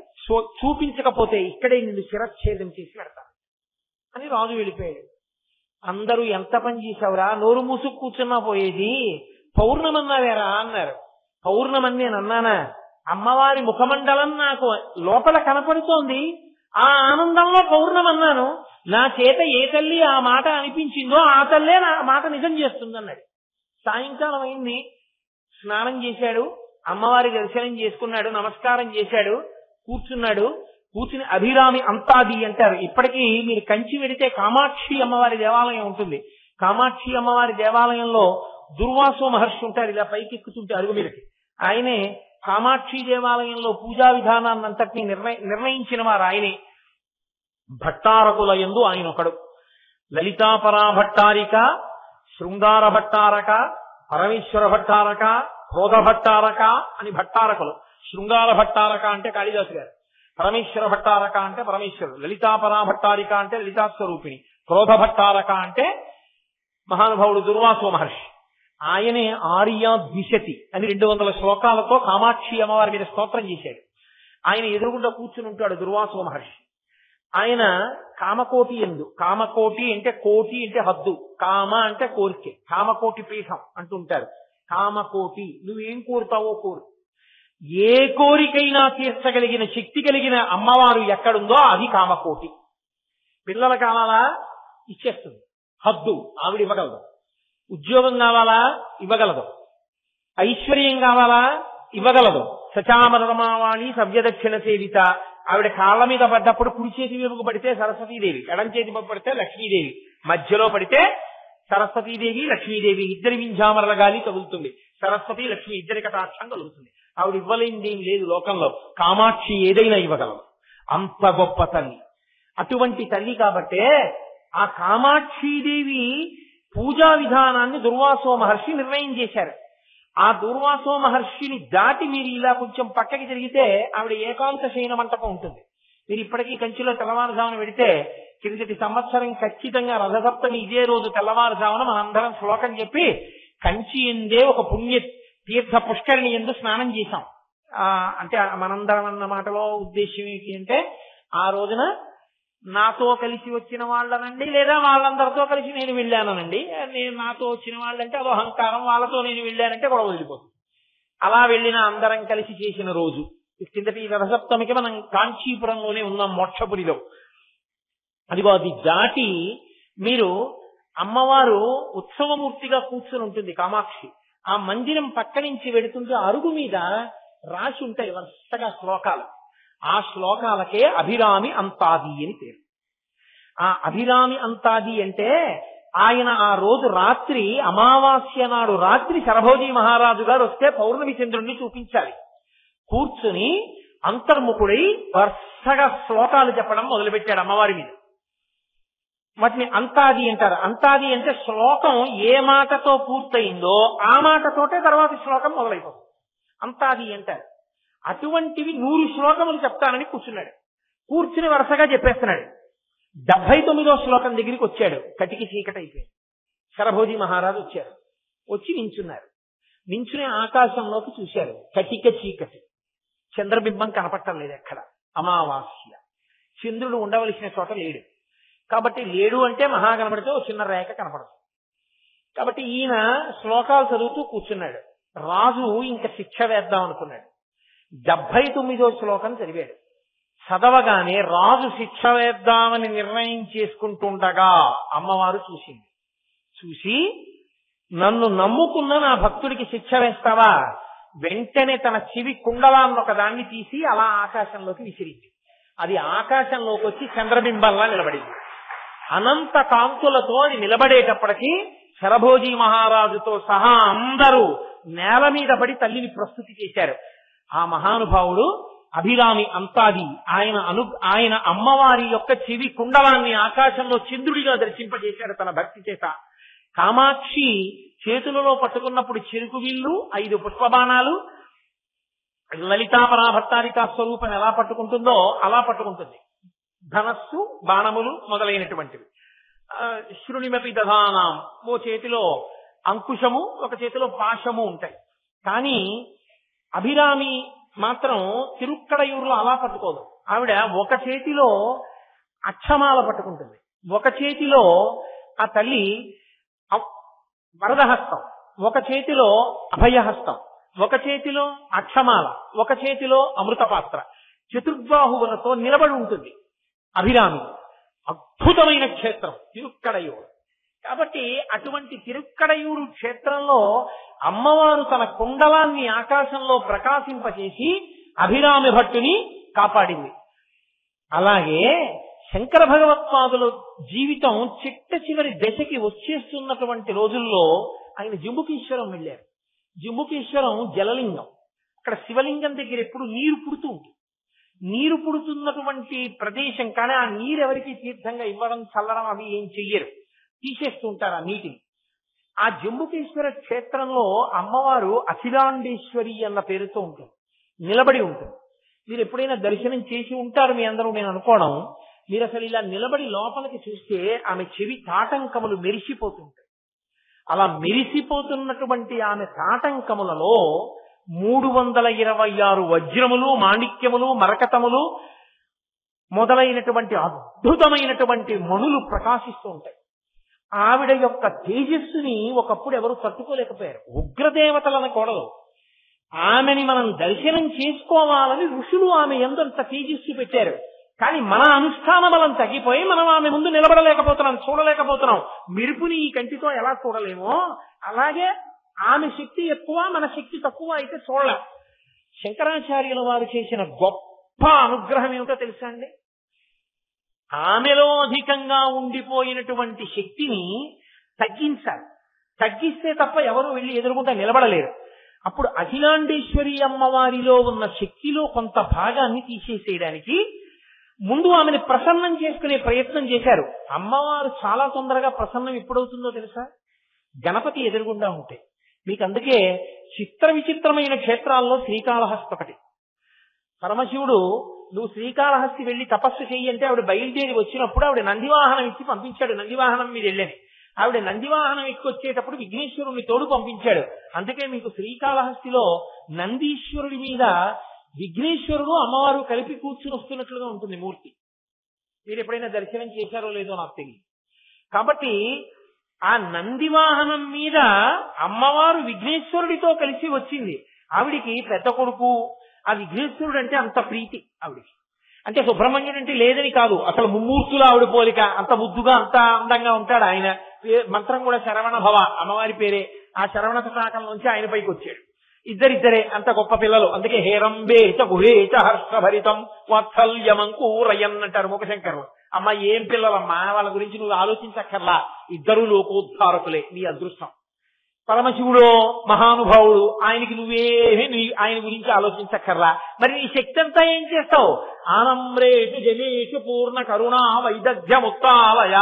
అమ్మా అని నీ దగ్గరికి వచ్చి ఇలా ఎవడన్నారో వాడిని ఉద్ధరిద్దామని శక్తి ఎవరి మీద చూపిద్దామా, ఎవరిని ఉద్ధరిద్దామా అని నువ్వు చూస్తున్నావు. అందుకే వచ్చి నమస్కరిస్తున్నానమ్మా అన్నారు ముఖశంకర్. కాబట్టి ఆ తల్లి ముందు విఘ్నేశ్వరుణ్ణి ప్రతిష్ఠించారు. కానీ అఖిలాండేశ్వరి అమ్మవారిలో ఉన్నటువంటి అధికమైన శక్తి తగ్గలేదు. ఆవిడ శక్తి తగ్గకపోతే అప్పుడు శంకర భగవత్పాదులు ఆలోచించారు, ఈ శక్తిని నిష్కారణంగా తగ్గించేసేయడం కన్నా శ్రీచక్రంలోకి ప్రవేశపెట్టాలి. శ్రీచక్రంలోకి ప్రవేశపెడితే శ్రీచక్రాన్ని ఎక్కడ వేయాలి? పంచభూతాల్లో ఒక్క భూమి మీదే వెయ్యాలి తప్ప పృథివీ ఆప తేజో వాయు ఆకాశముల యందు పృథివీ తప్ప నీటి యందు కాని, అగ్ని యందు కాని, ఆకాశమునందు కాని, వాయువునందు కాని శ్రీచక్రాన్ని పెట్టడం కుదరదు. కాబట్టి అది జలక్షేత్రం, అప్పు క్షేత్రం. జంబుకేశ్వరం జలలింగం. ఎదురుగుండా ఉన్నటువంటి కావేరీ నదిలో వేయకూడదు నీళ్లలో. కాబట్టి పృథివీ మీద వెయ్యాలి. కానీ పృథివీ క్షేత్రం కంచి, అందుకని కంచిలో అప్పటికే పృథివీ మీద శ్రీచక్రం వేసేశారు అమ్మవారికి. కాబట్టి ఇప్పుడు శంకర భగవత్పాదులంటే అటువంటి దార్శనికులు, అటువంటి జగద్గురు, అటువంటి మహానుభావులు. శంకరుల పేరు చెప్తే పాపాలు పోతాయి. అటువంటి ప్రాతస్మరణీయులు శంకర భగవత్పాదులంటే. మహానుభావుడు ఏం చేశారంటే అమ్మవారిలో ఉన్న శక్తినంతటినీ కూడా కొంత భాగాన్ని తీసేసి అమ్మవారిని వజ్రవైఢూర్యములు మరకతమాణిక్యములతో శ్రీచక్రాలు 2 తయారు చేసి ఆ రెండిటిలోకి ఆ శక్తిని ప్రవేశపెట్టారు. ప్రవేశపెట్టి ఇప్పుడు ఈ రెండిటిని ఎక్కడ పెట్టాలి? మళ్లీ భూమి మీద పెట్టడం ఎందుకంటే ఆ రెండిటిని తీసుకెళ్లి అమ్మవారికి తాటంకాలుగా పెట్టేశారు. అందుకే శ్రీచక్ర తాటంకములు పెట్టుకుంటుంది జంబుకేశ్వరంలో అఖిలాండేశ్వరి. ఇప్పటికీ అమ్మవారికి మధ్యాహ్నం మహానైవేద్యం పెట్టాలంటే అర్చకులు కూడా నేను పురుషుణ్ణి అన్న భావనతో పంచకట్టుకుని లోపలికి వెళ్లరు. అమ్మవారికి మహానైవేద్యం పట్టుకెళ్లేటప్పుడు అర్చకులందరూ చీరలు కట్టుకుని లోపలికి వెళ్తారు అమ్మవారికి నైవేద్యం పెట్టడానికి. మీరు చూడొచ్చు, జంబుకేశ్వరం వెళ్లి చక్కగా కూర్చుంటే అక్కడ చక్కగా క్షేత్ర వైభవాన్నంతటినీ మీరు అనుభవించవచ్చు. ఆ తల్లి శివులకు వేశారు శ్రీచక్రతాటంకాలు. శ్రీచక్రతాటంకములున్న ఏకైక మూర్తి ప్రపంచం మొత్తం మీద అఖిలాండేశ్వరి జంబుకేశ్వరం ఒక్కటే.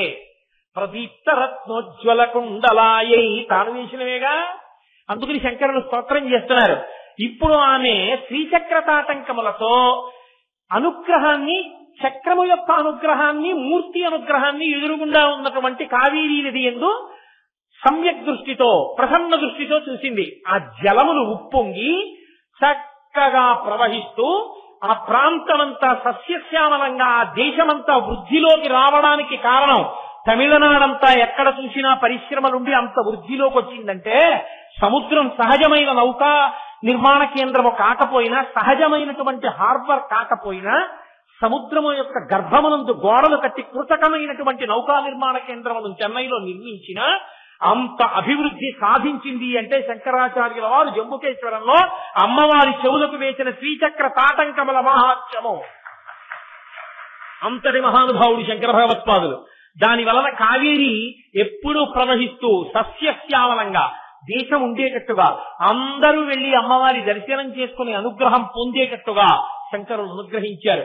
ఇప్పటికీ అమ్మవారి తాటంకములు కాని కొద్దిగా మాసిపోతే ఆ తాటంకములను తీయడానికి అధికారం ఎవరిదో తెలుసా?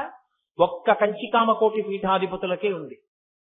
కామకోటి పీఠాధిపతులు వెళ్ళి బ్రహ్మాండమైనటువంటి హోమగుండాలు రగల్చి కొన్ని వందల మంది ఋత్విక్కులు వస్తారు. అనేకమైనటువంటి పారాయణలు, సాంస్కృతిక కార్యక్రమాలు, అమ్మవారి యొక్క భజనలు జరుగుతుండగా అమ్మవారి శ్రీచక్ర తాటంకములలో ఉన్న శక్తిని సమంత్రకంగా చందనపు ముద్దలోకి ఆకర్షించి చందనపు ముద్దని మళ్ళీ పూర్ణకలశం మీద పెట్టి పూర్ణకలశాన్ని దేవాలయం బయటికి తెచ్చి సమంత్రకంగా అప్పటి వరకు అమ్మవారి చెవులకు తాత్కాలిక తాటంకములు వేసి ఇప్పటికీ కోయంబత్తూరులో ఒక స్వర్ణకారుడి కుటుంబమే దానికి మెరుగు పెడుతుంది. 326 వజ్రవైఢూర్యములతో ఉన్న తాటంకము ఆ కుటుంబానికి పంపిస్తే వాళ్ళు మడి కట్టుకుని దీక్షితులై వాటికి మెరుగు పెడతారు. మళ్లీ కామకోటి పీఠాధిపతులు వాటిని చేతిలో పట్టుకుని మంచి ముహూర్తం చూసుకుని దేవాలయ ప్రవేశం చేసి అమ్మవారికి మళ్లీ శ్రీచక్ర తాటంకాల వరుస్తారు. చంద్రశేఖరేంద్ర సరస్వతి మహాస్వామి గారు 13వ ఏట సన్యాసం తీసుకున్నప్పుడు జంబుకేశ్వరంలో శ్రీచక్ర తాటంకములు మార్చవలసి వచ్చింది. అప్పుడు ఆయన గుళ్ళోకి వెళ్ళి అమ్మవారి దగ్గర కూర్చుంటే అందరూ బయటికి వెళ్ళిపోయి పలహారాలు చేస్తున్నారు. 13 ఏళ్ల వ్యక్తి సన్యసించారు. మహానుభావుడికి అమ్మవారి అనుగ్రహం కారణజన్ముడు. ఈ భూమి మీద నిలిచిన మరో శంకరాచార్యుల వారైన ఆయన చెప్పుకున్నారు తన జీవితంలో, నాకు 13 ఏళ్లు, నాకేం తెలియదు. జంబుకేశ్వరం లాంటి క్షేత్రం అంతరాలయంలో నన్ను కూర్చోపెట్టారు. నాకు ఆకలేస్తోంది. అమ్మ పెట్టిన సద్యన్నం గుర్తొచ్చింది. అప్పుడు నాకు అమ్మ కనపడదుగా, అన్నం పెట్టదుగా, నీవు పీఠాధిపతివి, నువ్వు దీక్షలో ఉండాలి, నువ్వేం తినకూడదన్నారు. కడుపు నకనకలాడుతుంటే ఎదురుగుండా ఉన్న అమ్మనే చూసి అమ్మని ప్రార్థించాను. ఆయమ్మే ఇవాళ ఇంత వాణ్ణి చేసి పీఠానికి మత్స రాకుండా నన్ను పీఠాధిపతిని చేసి నడిపించిన జీవితాన్ని ఒడ్డెక్కించిందన్నారు. పరమాచార్య స్వామి వారి జీవితంలో గొప్ప అనుబంధం ఉన్నటువంటి క్షేత్రము కాబట్టి శంకరుల చేత రత్న తాటంకములు వేయించుకున్న తల్లి. శ్రీచక్ర తాటంకములు రత్న తాటంకములు అపురూపం. ఇంకా మీరు అటువంటి తాటంకాలు ఎక్కడా చూడరు. మనిషి తన జీవితంలో తప్పకుండా వెళ్ళాలి. తిరువాణక్కోయిల్ అంటారు వాళ్ళకి. శ్రీరంగానికి చాలా దగ్గర. చక్కగా కావేరీ స్నానం చేసి శ్రీరంగం దర్శనం చేసుకుని యముకేశ్వరం వెళ్ళచ్చు. అక్కడే సమయపురం కూడా శక్తిస్థానం. సమయపురం కూడా వెళ్ళొచ్చు. ఏనుగులు ప్రవేశించకుండా కట్టారు. ఇప్పుడు మళ్ళీ నేను ఆ కథ అంతా చెప్తే ఎప్పటికయ్యాను గాని. కాబట్టి ప్రదీప్త రత్నోజ్వల కుండలాయి, అమ్మవారి యొక్క కుండలములు అలా ప్రకాశిస్తూ ఉంటాయి రత్నముల చేత. శంకరుని చేసిందేగా. ఎందుకు వీరా మాట? ఎందుకంత చెప్పడం మనకి అంటే ఆ తాటంకములను మానసికంగా దర్శనం చేసినా సరే, భావనామాత్రంగా మీకొక్కసారి గోచరమైనా సరే అవి రక్షణ కల్పించగలవు. శంకరాచార్యుల వారు సౌందర్యలహరిలో అమ్మవారి యొక్క తాటంకముల మీద 2 శ్లోకాలు చేశారు. అందులో ఒక శ్లోకంలో అన్నారు, సుధామభ్యాస్వాద్య ప్రతిభయజరా మృత్యుహరిణి విపద్యంతే విశ్వే విధిశతమఖముఖాద్యాది విషవ కరాళం యక్ష్వేళం కబళతవత కాలకలన శంభోత్తన్మూలం తవ జనని తాటంక మహిమ. ఇంత శంకరులు సౌందర్యలహరి దగ్గరికి వచ్చేటప్పటికి అమ్మ పక్షపాతులు అయిపోయామ్మా. ఏమిటో లోకంలో మాట చెప్తుంటారు. హాలాహలం వచ్చింది, అందరూ భయపడిపోయారు. పరమశివుడు ఎదురెళ్లి తన చుట్టూ సురసంఘము జయేధ్వానంబులన్ బొబ్బిడన్ గనగంభీరవంబుతో శివుడు లోకద్రోహి హుంపోపు రమ్మని కింగేల తమల్చి కూర్చి కడిగా నంకించి జంబూపలంబున సర్వంకటమునాహారించి హేలాగతిన్ కదలంబారము పాపపేరు వడలన్ ఘర్మాంబుజాలంబు పుట్టదు నేత్రంబులు నెర్రబారవు నిజ జూటాచంద్రుడు కందడున్ మదనాంభోజము వాడదా విషమును ఆహ్వానించుతో గావితో పదిలంబై కడిచేయుతో దిగుచుతో భక్షించుతో మృగ్గుతో. అమ్మా అందరూ అడిగిపోతే పరమశివుడు గబగబా ఎదురెళ్లి హాలాహలాన్ని చేత్తో పట్టుకుని ముద్ద చేసుకుని నోట్లో పెట్టుకుని మింగి కంచంలో పెట్టుకుంటే చంద్రవంక వాడలేదు, చిన్ని పావులు బెతకలేదు, భయపడలేదు, కనీసం ఒంటి మీద వేడి చేసి పొక్కెక్కలేదు. అమ్మా పరమశివుడు హాలాహల భక్షణం అంత గొప్పగా చేశాడంటారు. అసలు రహస్యం ఎక్కడుందో తెలుసా? అందరినీ చంపేసిన హాలాహలం పరమశివుడి విషయంలో ఎందుకు చేయలేకపోయిందమ్మా? తవ జనని తాటంక మహిమ. అమ్మా నీ సౌభాగ్య స్థానం, నీ చెవి కుండలములు గట్టివమ్మా, అందుకే శివుడికి ఏమీ చేయలేదమ్మా, ఆయన గొప్ప కాదమ్మా. సుధామప్యాస్వాద్య ప్రతిభయ జరామృత్యుహరిణీం విపద్యంతే విశ్వే విధి శతమఖముఖాద్యాది విశద. 100 యజ్ఞములు చేసి ఇంద్ర పదవిని అలంకరించిన ఇంద్రుడు, దేవతలు, అమృతం తాగిన వాళ్ళు కూడా పడిపోయారు. హాహలం తాగిన మీ ఆయన మాత్రం అలాగే బతుకున్నాడు. ఆయన గొప్ప కాదమ్మా, ఈ చెవులకున్న సౌభాగ్య స్థానం, ఆ తాటంకములున్నాయే వాటి మహిమ. ఇంకొక శ్లోకం చేశారు సౌందర్యలహరిలో, అందులో అన్నారు, స్ఫురద్గండాభోగ ప్రతిఫలిత తాటంక యుగళం చతుశ్చక్రం మన్యే తవ ముఖమిదం మన్మధరదం యమారుహ్యదృశ్య. స్ఫురద్గండాభోగ ప్రతిఫలిత తాటంక యుగళం చతుశ్చక్రం మన్యే తమ ముఖమిదం మన్మధరథం యమారుహ్యదృహ్యత్కవనిరథమర్కిందు చరణం మహావీరోమార ప్రమదపతయే సంగీతపతే అన్నారు. మన్యే, అమ్మా నాకు ఆలోచన వచ్చింది సుమా, నాకు అనుమానంగా ఉందమ్మా అన్నారు శంకరాచార్యులు వారు అమ్మవారి దగ్గరికి వెళ్ళే రోజు. ఏమి శంకరా, ఏం అనుమానం అంది అమ్మ. ఎంత కైలాస శంకరుడైనా కాలడి శంకరుడిగా వచ్చాడుగా, మరి కొడుకు స్వరూపంగా ఇప్పుడు ఏం అనుమానం నీకు శంకరా అంది. శంకరా అంటే శంకరాచార్యుల వారు. ఆయన అన్నారమ్మా, ఒకానొకప్పుడు మన్మధుణ్ణి మూడో కన్ను తెరిచి మీ భర్త పరమశివుడు కాల్చేశాడు కదూ. అవును కాల్చేశాడు. నువ్వు బతికించావు కదూ. అవును బతికించాను. ఎంత నువ్వు బతికించినా మన్మధుడికి కడుపులో కక్ష ఉండిపోయిందమ్మా. దేని మీద శంకరా? అమ్మా ఏమనుకోకు, మా తండ్రి గారు మీ వారు శంకరుడున్నాడే పరమశివుడు, ఆ పరమశివుడు మూడో కంటి మీద కక్ష. ఆ కన్ను కదు నన్ను కాల్చేసింది అని ఎప్పటికైనా నా జీవితంలో పరమశివుణ్ణి ఓడించగలనా అని పరమశివుణ్ణి ఓడించడం కోసమని సంబారాలు సమీకరిస్తున్నట్టు తెలిస్తే శివుడు చంపేస్తాడని శివుడికి తెలియకుండా రహస్యంగా సేకరిస్తున్నాడమ్మా సంబారాలు. లోకంలో మూడో కంటి వాడికి తెలియకుండా చెయ్యండి అనకూడదు. మూడో కంటి వాడికి తెలియకుండా ఏముండదు. 3 కన్నులు ఉన్నవాడు శివుడు. మూడో కంటికి తెలియకుండా అంటే మీ 2 కళ్ళకి తప్ప మూడో కంటి కంటే ఇంకోటికి తెలియకూడదు, వాడి ఓ కంటికి కూడా తెలియకూడదు. కాబట్టి పరమశివుడికి తెలియకుండా అమ్మ యుద్ధ సంబారాలన్నీ సిద్ధం చేసుకుంటున్నాడమ్మా. అమ్మవారు తెల్లబోయింది. ఏమిటి శివుడి మీద యుద్ధానికి మన్మధుడు సంబారాలు సిద్ధం చేసుకుంటున్నాడా? ఏమి సిద్ధం చేశాడు శంకరా? అమ్మా ఏం చెప్పమంటావు? పరమశివుడికి భూమి రథం, దానికి 2 చక్రాలు సూర్యచంద్రులు. మన్మధుడు కూడా ఒక రథాన్ని తయారు చేసుకున్నాడు. ఇప్పుడు ఆ రథానికి 4 చక్రాలు. ఇప్పుడు మరి పరమశివుడి రథానికి 2 చక్రాలు సూర్యచంద్రులు, మన్మధుడి రథానికి 4 చక్రాలు. కాబట్టి ఆయన కన్నా గొప్ప రథం ఉంది కదమ్మా మన్మధుడికి. అలాగా 4 చక్రాల రథం తయారు చేశాడా? ఏమిటయా రథం అంది అమ్మవారు. అమ్మా ఏదో కాదమ్మా రథం, పరమశివుడు ఓడిపోవడం కూడా జరిగిపోయిందమ్మా. రథం ఇచ్చి మన్మధుడు వస్తే ఎందుకు చెప్పడం బాగుండదని నీకు చెప్పలేదు. ఓడిపోయాడా శివుడు మన్మధుడి చేతిలో? ఎప్పుడు ఎక్కడ? ఎక్కడేమిటమ్మా ఆ రథం ఎక్కడుందో తెలుసా? స్ఫురద్గండాభోగ ప్రతిఫలిత తాటంక యుగళం చతుశ్చక్రం మన్యే తవ ముఖమిదం మన్మధరథం. నువ్వు చెవులకి తాటంకములు పెట్టుకుంటావా, కుండలములు పెట్టుకుంటావా? లేకపోతే బుట్టలు అనుకోండి, జుంకీలు అనుకోండి, ఏమో అంటారుగా అవనుకోండి. నువ్వు వీణానాదం వింటూ తాంబూలం వేసుకుని ఇలా ఇలా తల ఊపినప్పుడు అవి ఇలా ఊగుతాయా? నీ బుగ్గలేమో మణిదర్పణ సంకాశ మణులలా ఉంటాయి కదూ నీ బుగ్గలు. ఈ చెవులకు పెట్టుకున్న వాటి ప్రతిబింబాలు ఈ బుగ్గల్లో పడతాయి కదూ. ఇప్పుడు ఇవి 2 వాటి ప్రతిబింబాలు 2 4. ఈ 4 చక్రాలు చేసుకుని నీ ముఖమనేటటువంటి రథం మీద మన్మధుడికే. పాపం పరమశివుడు వెర్రివాడు తెలియక భూమి అన్న రథం ఎక్కి సూర్యచంద్రుల్ని చక్రాలుగా పెట్టుకుని వచ్చాడు. ఎక్కడ మన్మథ అన్నాడు. ఇక్కడ అన్నాడు మన్మథుడు. ఇలా చూశాడు, నీ ముఖం కనపడింది. ధనస్థల వారేసి దిగి వచ్చేసాడు. ఓడిపోయినట్టేగా మరి యుద్ధం చేయకపోతే.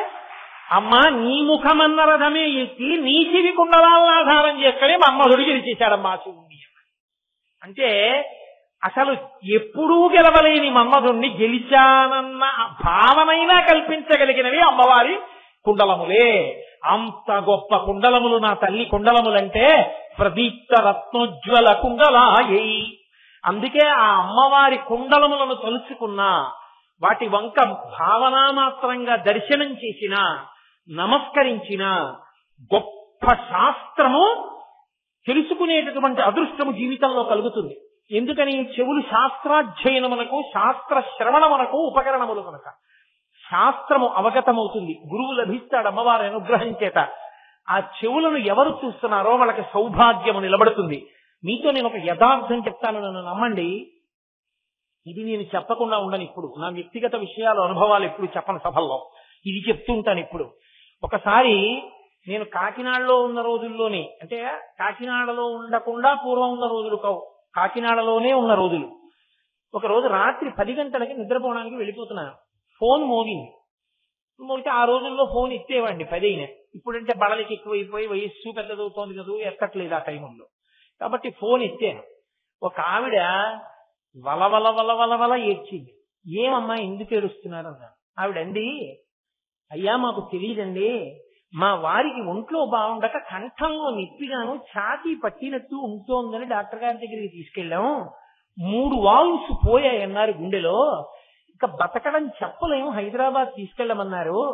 హైదరాబాద్ తీసుకొస్తే ఉత్తర క్షణం శస్త్రచికిత్స చేసేయాలన్నారు గుండెకి, కానీ బ్రతుకుతారని నమ్మకం చెప్పడం కష్టము అన్నారు. మా వారు లేని జీవితాన్ని నేను ఊహించలేకపోతున్నాను. ఏ స్త్రీ అయినా అంతే కదా. అయ్యా మా వారి గండం గట్టెక్కడానికి నాకేమైనా చెప్పగలరా అని అడిగిందాడు. నేను చెప్పలేను అని అనలేను, చెప్తాను అని అబద్ధాలాడడం కుదరదు. అది నేను పడుకోవడానికి వెళ్ళిపోతున్న సమయం. అకస్మాత్తుగా నాకు తోచింది, పరమశివుడంతటి వాడే హలాహలానికి నిలబడగలిగాడని అమ్మవారి తాటంకములను శంకర భగవత్పాదులు స్తోత్రం చేశారు. ఆ తాటంకములు తాళి తర్వాత అంత గొప్పవి, అథవా అసలు అంత గొప్ప సౌభాగ్య వస్తువుల తాటంకములు. అమ్మవారి తాటంకములను ఈవిడ తలుచుకుంటూ చదువుతుండగా ఎందుకు ఈమె భర్తకి ఆపద కలుగుతుంది అని నేను అన్నాను. అమ్మ సౌందర్యలహరలో సుధామప్యాస్వాద్య ప్రతిభయజరా మృత్యుహరిణీం, మృత్యుహరిణీం అన్న మాట కూడా అందులో ఉంది. అందుకే శంకరాచార్యుల వారు అన్యేపదేశంగా అందులో పెట్టారు, సౌభాగ్యం నిలబడుతుంది కాబట్టి. అమ్మ మీ ఆయన ఆపరేషన్కి వెళ్ళినది మొదలు బయటికి వచ్చే వరకు ఏడవకుండా, ఒకరితో మాట్లాడకుండా, డాక్టర్లు బయటికి వచ్చి చెప్పే పర్యంతం మీరు ఈ శ్లోకం చదవండి. నాకైతే పరిపూర్ణమైన విశ్వాసం ఉందమ్మా, మీ వారు బ్రతుకుతారు, మీ పసుపు కుంకాలు నిలబడతాయని చెప్పారు. అంటే నాకు శంకరాచార్యుల వారి మీదున్న నమ్మకంతో, నాకు పరదేవత మీదున్న నమ్మకంతో ఆ మాట చెప్పేశాను. చెప్పేసి వెళ్ళి పడుకున్నాను. కానీ పాపం నాకు ఆవిడ ఏడుపు, ఆవిడ బాధ అవే గుర్తొచ్చి కొంతసేపు నిద్ర పట్టల. ఆ మరునాడు సాయంకాలం ఆవిడ మళ్ళీ ఫోన్ చేశారు. ఎంత ఆనందపడిపోయిందంటే, తీసుకెళ్లేటప్పుడు కూడా డాక్టర్లు చెప్పారండి, అమ్మా ఏమనుకోవద్దు, మీకు భౌతిక కాయమే అప్పచెప్పగలమేమో, ఒక ప్రయత్నం అంతే అన్నారు. వాళ్ళు బయటికి వచ్చి చాలా చాలా ఆశ్చర్యకరము, అసలు బ్రతుకుతారని మేము అనుకోలేదు, ఈయన రిపోర్ట్స్ ని బట్టి చాలా సక్సెస్ఫుల్ గా ఆపరేషన్ జరిగి చక్కగా బతికాడమ్మా, మీ ఆయనకి ఢోకా లేదని చెప్పారు. అయ్యా మీకు నమస్కారం, మీరు చెప్పిన శ్లోకమే బతికించింది అన్నారు. మీరు చెప్పింది అంటే నా గర్వం, నేను నా గొప్ప చెప్పట్లేదు. శంకరాచార్యుల వారు ఈ జాతికి అందించిన అమృత భాండం ఆ శ్లోకం సౌందర్యలహరిలో. పరదేవత అనుగ్రహం ఆ శ్లోకము. అసలు నిజానికి ఆడవారికి ఆ శ్లోకం రాకుండా ఉండకూడదు, ఆ శ్లోకం నాలుక మీద ఉండాలి. ప్రతిరోజు ఓసారి ఆ శ్లోకం చదివి పరదేవత పాదాల మీద కుంకం వెయ్యాలి. అంత గొప్ప శ్లోకం. కాబట్టి అమ్మవారి కుండలములంటే సామాన్యమైనవని మీరు అనుకోకండి, అంత శక్తివంతములైనవి.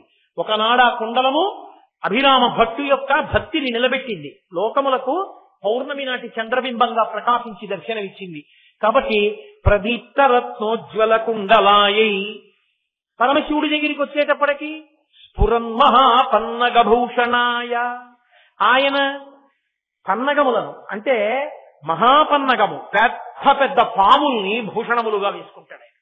ఎందుకు ఆయన పాముల్ని భూషణంగా వేసుకోవడం అంటే, తల్లి కుండలములకు సౌభాగ్యము నిలబెట్టగలిగిన శక్తి ఎలా ఉందో, పరమశివుడు కూడా ఆర్తత్రాణపరాయణుడై ఈ పాముల్ని మెడలో వేసుకోవడమా అని కూడా చూడకుండా పాముల్ని ఆభరణములుగా వేసుకుని, ఆ పాములను మెడలో వేసుకోవడము అన్న దాని చేత మృత్యుంజయుడు అని సంకేతిస్తూ ఉంటాడు ఆయన. అందుకే మృత్యుంజయ మహామంత్రము పరమశివుణ్ణి ఉద్దేశించి ఉంటుంది. మృత్యువు లేకుండా ఉండడం కాదు, జ్ఞానముతో దోసపండు నుంచి ముచిక విడిపోయినట్టు, లేదా దోసపండు ముచిక నుండి విడిపోయినట్టు విడిపోగలిగినటువంటి శక్తి నాకు కలగాలి, అటువంటి జ్ఞానము కలగాలి అని అడుగుతుంది. ఓం త్రయంబకం యజామహే సుగంధిం పుష్టివర్ధనం ఉర్వారుకమివ బంధనాన్ మృత్యోర్ముక్షీయమృతాత్. కాబట్టి అటువంటి పరమేశ్వరుడు పాములను హారములుగా వేసుకుంటాడు, పాములను ఆభరణములుగా పెట్టుకుంటాడు. లోకమంతా ఈసడించుకునే ఏమున్నాయో, ఏవి అందరూ దేనికి భయపడతారో అది ఆయనకి ఆభరణం. అంటే పాము మృత్యువు రెండు వేరు కాదు. అందుకే మీరు చూడండి, మృత్యువు భయహేతువు. చచ్చిపోతానేమో భయం.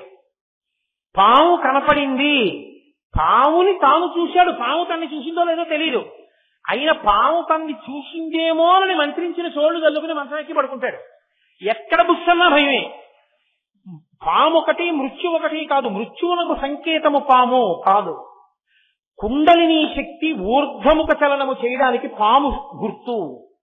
వీర్యము నష్టమైపోయి అధోముఖముగా అది స్ఖలనమైపోయి కేవలము భోగహేతువుగా ఉండడం కాకుండా వీర్యము ఊర్ధ్వముఖ చలనము చేసి తేజోశక్తి ఓజోశక్తిగా మేరి సహస్రారమనందు పార్వతీ పరమేశ్వరుల యొక్క సమాగమమును, ఆ దర్శనమును పొంది అమృత స్నానము చేయడానికి యోగ్యమైనటువంటి స్థితిని పైకి లేచిన పాము చూపిస్తుంది. శంకరులు ఆ పన్నగాన్ని అడ్డుపెట్టి ఇన్ని మాటలు చెప్పారు.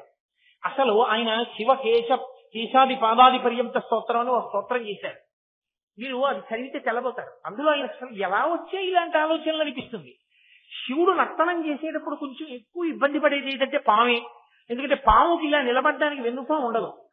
అంత వేగంగా చేస్తుంటే కడుపుకు పెట్టుకున్నవి అవి ఇలా పక్కకి వెళ్ళిపోయి జారిపోతుంటాయి. మళ్లీ చుట్టుకోవడానికి అవకాశం ఉండదు. అందుకని ఇలా వాలిపోయి ఉంటాయి. అప్పుడు అవి అనుకుంటాయిట, మాకు ఏదైనా ఆధారం దొరికితే బాగుండు, ఒక్కసారి అలా తల మోపుదాం అనుకుంటాయిట. అప్పుడు ఆయన ఇలా కాలెత్తితే తలగడా మీద తలబెట్టినట్టు చక్క ఆయన మోకాల మీద తలబెట్టుకుని మళ్ళీ వెనక్కి వచ్చి చుట్టుకుంటుంటాయి.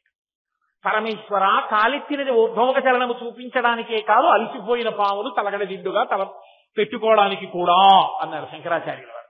కాబట్టి ఊర్ధ్వముఖ చలనము చేసేటటువంటి కుండలినికి పాము గుర్తు. మృత్యుంజయత్వమునకు పాము గుర్తు. తరువుకొస్తున్నటువంటి ప్రమాదాన్ని నేను తొలగించగలనని చెప్పడానికి పాము ఆభరణముగా వేసుకోవడము గుర్తు కాదు. కదిలిపోతున్నటువంటి కాలానికి పాము గుర్తు. కాలము వెళ్ళిపోతుంటే కాలమునందు పడిపోతారు. ఎవరు నన్ను నమ్మాడో వాడు కాలమునందు పడడని చెప్పడానికి పాము గుర్తు. అందుకే పరమశివుడి పాదం ఎవడు పట్టుకున్నాడో ఆ పాదం ఇద్దరిని కంతుంది. ఒకటి ఆ కన్ను మన్మధుణ్ణి కాల్చింది, ఆ కాలు యముణ్ణి తన్నింది. మన్మధమానం తల్లిదండ్రుల మీద పడితే పుడతాం, యమధర్మరాజు గారి పాశం పడితే శరీరం వదిలేస్తాం. శరీరం పుట్టడానికి కారణం మన్మధుడు, శరీరం పడిపోవడానికి కారణం యముడు. పుట్టడానికి కారణమైన మన్మధుణ్ణి కాల్చినవాడు పరమశివుడు, శరీరాలు పడగొట్టే యమధర్మరాజు గుండెల మీద తల్లినవాడు పరమశివుడు. ఆ పరమశివుడి పాదములు పట్టుకున్న వాడికి ఇక పుట్టడము చావడం అన్నది లేదు, కాలాతీతుడవుతాడు. ఇక కాలమునందు వశుడు కాడని చెప్పడానికి కాలస్వరూపమైన పామాయనికి భూషణము కావడము గుర్తు. కాబట్టి ఆయన నాగభూషణుడు. ఎన్ని అర్థాలు దానిలో. అంతేకాని ఆయన చేతకాక ఏదో పాములన్నీ చుట్టుకుంటాడు అనుకోకూడదు. ఆయన పాము ఆభరణముగా స్వీకరించాడంటే ఇన్ని రకాలుగా లోకానికి అభయం ఇచ్చాడు అని గుర్తు. కాబట్టి స్ఫురన్మహాపన్నగ భూషణాయ శివాన్వితాయైచ శివాన్వితాయ. శివునితో కలిసిన పార్వతి, పార్వతితో కలిసినటువంటి శివుడు. మీతో నేను చెప్పాను కదా, వాళ్ళిద్దరూ ఎవరిని అనాథలుగా ఉంచారు. వాళ్ళ అందరికీ వాళ్ళు తల్లిదండ్రులే. అటువంటి తల్లిదండ్రులైన పార్వతీ పరమేశ్వరులు ఇద్దరు ఎంత కలిసి ఉంటారంటే పాలు తెలుపు, పువ్వు సౌరభము, సూర్యుడు కాంతి, దీపము ప్రభ, వజ్రము దాని యొక్క వెలుతురు, ఇవన్నీ ఎలా ఒకదానినో ఒకటి కలిసిపోయి ఉంటాయో పార్వతీ పరమేశ్వరులు ఎప్పుడూ ఒకరితో ఒకరు అలా కలిసి ఉండేటటువంటి స్వరూపం ఉన్నవారు తప్ప వారిద్దరిని విడదీసే ప్రయత్నం కానీ వేరువేరుగా పూజించడం కానీ కుదరదు. ఆఖరికి పరమశివుడు లింగాకృతిని పొందినా సరే పీఠం అంబమయం సర్వం శివలింగైశ్చ చిన్మయం సాకారంచ నిరాకారం నిర్గుణంచ గుణాత్మకం తత్వం తత్పరమం బ్రహ్మ ఇది వేదాంత డిండిమహ అంటారు శంకరాచార్యులు వారు. వేదాంత డిండిమం చేస్తూ అందులో అంటారు పీఠం అంబమయం. ఆ పీఠం ఉంటుందే శివలింగానికి, అది పార్వతీదేవి. దాని మీద ఇలా గోడుగా ఉంటుంది, అది పరమశివుడు. కాబట్టి పీఠస్వరూపంగా ఆవిడ అయ్యవారితో కలిసి ఉంటుంది తప్ప అసలు ఆమె ఆయనతో కలిసి ఉండకపోవడం అన్నది ఉండదు. ఆయన స్థాణుహు, ఎండిపోయిన చెట్టు రూపంలో పరమశివుడు నిలబడితే అపర్ణ ఆకులు లేనితనంగా ఆవిడ ఆయన ఆశ్రయించి ఉంటుంది. ఎండిపోయిన చెట్టుగా ఉంటే అపర్ణ ఆకులు లేనితనంగా ఉంటుంది. ఆయన వృక్షేభ్యో, ఆకులతో కొమ్మలతో ఉన్న చెట్టు అయితే హరికేశాయోపవీతి నేపుష్టానాం పతయే, ఆకుపచ్చని ఆకులుగా ఆకులులోని ఆకుపచ్చతనంగా బెరడులోని ఆకుపచ్చతనంగా ఆవిడు. కాబట్టి ఆవిడసలు ఆయన ఎప్పుడూ విడిచిపెట్టరు, ఆవిడని ఆయన ఎన్నడూ విడిచిపెట్టడు, ఇద్దరూ కలిసే ఉంటారు. కాబట్టి శివాన్వితాయైత శివాన్వితాయ నమశివాయైత నమశివాయ. అటువంటి పార్వతీ పరమేశ్వరులకు, మంగళప్రదులకు, శుభకరులకు నేను నమస్కరించుతున్నాను. ఈ స్తోత్రాన్ని భక్తితో, చక్కగా భక్తితో అన్న మాట ఎందుకు వేశారంటే, మీరు యథాలాపంగా చదువుకుంటే దాని అర్థం తెలియదు కాబట్టి ఏదో చదువుకుంటారు. దాని అర్థాన్ని, దాని విశేషాన్ని ప్రవచన రూపంలో విన్నారనుకోండి, అది చదివేటప్పుడు మీ మనస్సు నిలబడుతుంది. మీకు నోటికి వచ్చేసిన తర్వాత కూడా మీరు అంతా చదివారా చదవలేదా అన్నది కాదు. ప్రదీప్త రత్నోజ్వల కుండలాయి అన్నారనుకోండి, అనేటప్పటికీ మీరు అమ్మవారి యొక్క రత్నతాతంకములు అవి మీకు కనపడి, శరభోజి మహారాజు, అభిరామ భట్టు ఇవన్నీ జ్ఞాపకానికి వచ్చాయనుకోండి, ఏదో అఖిలాండేశ్వరి స్వరూపం గుర్తొచ్చిందనుకోండి, మీకు తర్వాతి పాదం గుర్తురాక ప్రదీప్త రత్నోజ్వల కుండలాయి ప్రదీప్త రత్నోజ్వల కుండలాయి అంటూ ఉండిపోయారు అనుకోండి, అప్పుడే భక్తి బాగా నిలబడినట్టు. మనసు ఎప్పుడు దాని యందు రమించిందో అర్థం తెలిసి అప్పుడు భక్తితో చదివారని గుర్తు. ఓ, ఆ తల్లిదండ్రులు మనకు ఉండగా మనకేమి లోటురా అని జగజ్జనం ఏ జగదే కపిత్రే అన్నప్పుడు మీరు పొంగిపోతూ అన్నారనుకోండి, అప్పుడు మీరు భక్తితో నిలబడ్డారని గుర్తు. అలా నిలబడిన వారికి 3 కలుగుతాయి అన్నారు. శంకరాచార్యుల వారి నోటి వెంట వచ్చిందంటే అది అబద్ధం అని మీరు అనుకోండి, అది పరమ సత్యం. శంకరుల నోటి వెంట వస్తే ఏ 3 కలుగుతాయి? దీర్ఘాయుర్దాయము కలుగుతుంది, అంటే అపమృత్యు దోషము తొలగిపోతుంది, గండములు తొలగిపోతాయి. ఈ స్తోత్రం ఎవరు చదువుతున్నారో ఆ ఇంట గండములు, అకాల మృత్యువు ఉండవు. అంటే పిల్లలు, భర్త, భార్య అందరూ సంతోషంగా జీవిస్తారు. అంతకన్నా ఇంకేం కావాలి? సౌభాగ్యము కలుగుతుంది. సౌభాగ్యము అంటే స్త్రీ వైపు పురుషుడి వైపు కూడా ఎడం భుజం మీద ఉత్తరీయం వేసుకునే అధికారం ఈయనకి మిగులుతుంది. మిగిలింది కాబట్టి యజ్ఞయాగాది క్రతువులు చేస్తాడు. ఆమెకి సౌభాగ్యం ఉంటుంది కాబట్టి హాయిగా నాకేమి మా ఆయన ఉన్నారని సంతోషంగా తనని రక్షించే భర్తతో ఆనందంగా ఆమె కాలక్షేపం చేస్తూ ఉంటుంది. ఈ 2 కాక సమస్త సిద్ధి, అన్ని సిద్ధులు కలుగుతాయి. అంటే నీకు ఏ కోరికలు తీరితే నువ్వు సంతోషంగా ఉంటావో అవి పరమేశ్వరుడు తీరుస్తాడు. నువ్వు కోరినవన్నీ తీరుస్తాడని అర్థం చెప్పకూడదు. నువ్వు కోరినవన్నీ తీరుస్తాడంటే నేను అమెరికా అధ్యక్షుడిని అవుతానంటే అవుతానండి అంటాడు. నీకు ఏ కోరిక తీరితే నువ్వు బాగుపడతావో ఆయనకి తెలుసు. ఆయన ఆ కోరికలు తీర్చి నీకు సంతోషంగా నిలబెడతాడు. కాబట్టి అది ఫలశ్రుతి శ్లోకము 9వ శ్లోకం. కాబట్టి పై అష్టకాన్ని ఎవరు భక్తితో చదివారో వాళ్ళకి అటువంటి 3 కలుగుతున్నాయి అని శంకర భగవత్పాదులు ఈ అర్ధనారీశ్వర స్తోత్రాన్ని పూర్తి చేశారు. మీ అందరూ ఇంత భక్తి ప్రపత్తులతో ఈ వారం రోజుల పాటు నేను చెప్పినటువంటి అర్ధనారీశ్వర స్తోత్రాన్ని ఇంత భక్తితో, ఇంత వినయంతో విన్నందుకు మీ అందరికీ నా కృతజ్ఞతలను ఆవిష్కరిస్తున్నాను. మీ అందరికీ శంకర భగవత్పాదాచార్య స్వామి వారి యొక్క, పార్వతీ పరమేశ్వరుల యొక్క పరిపూర్ణమైన అనుగ్రహము కటాక్షింపబడుగాక.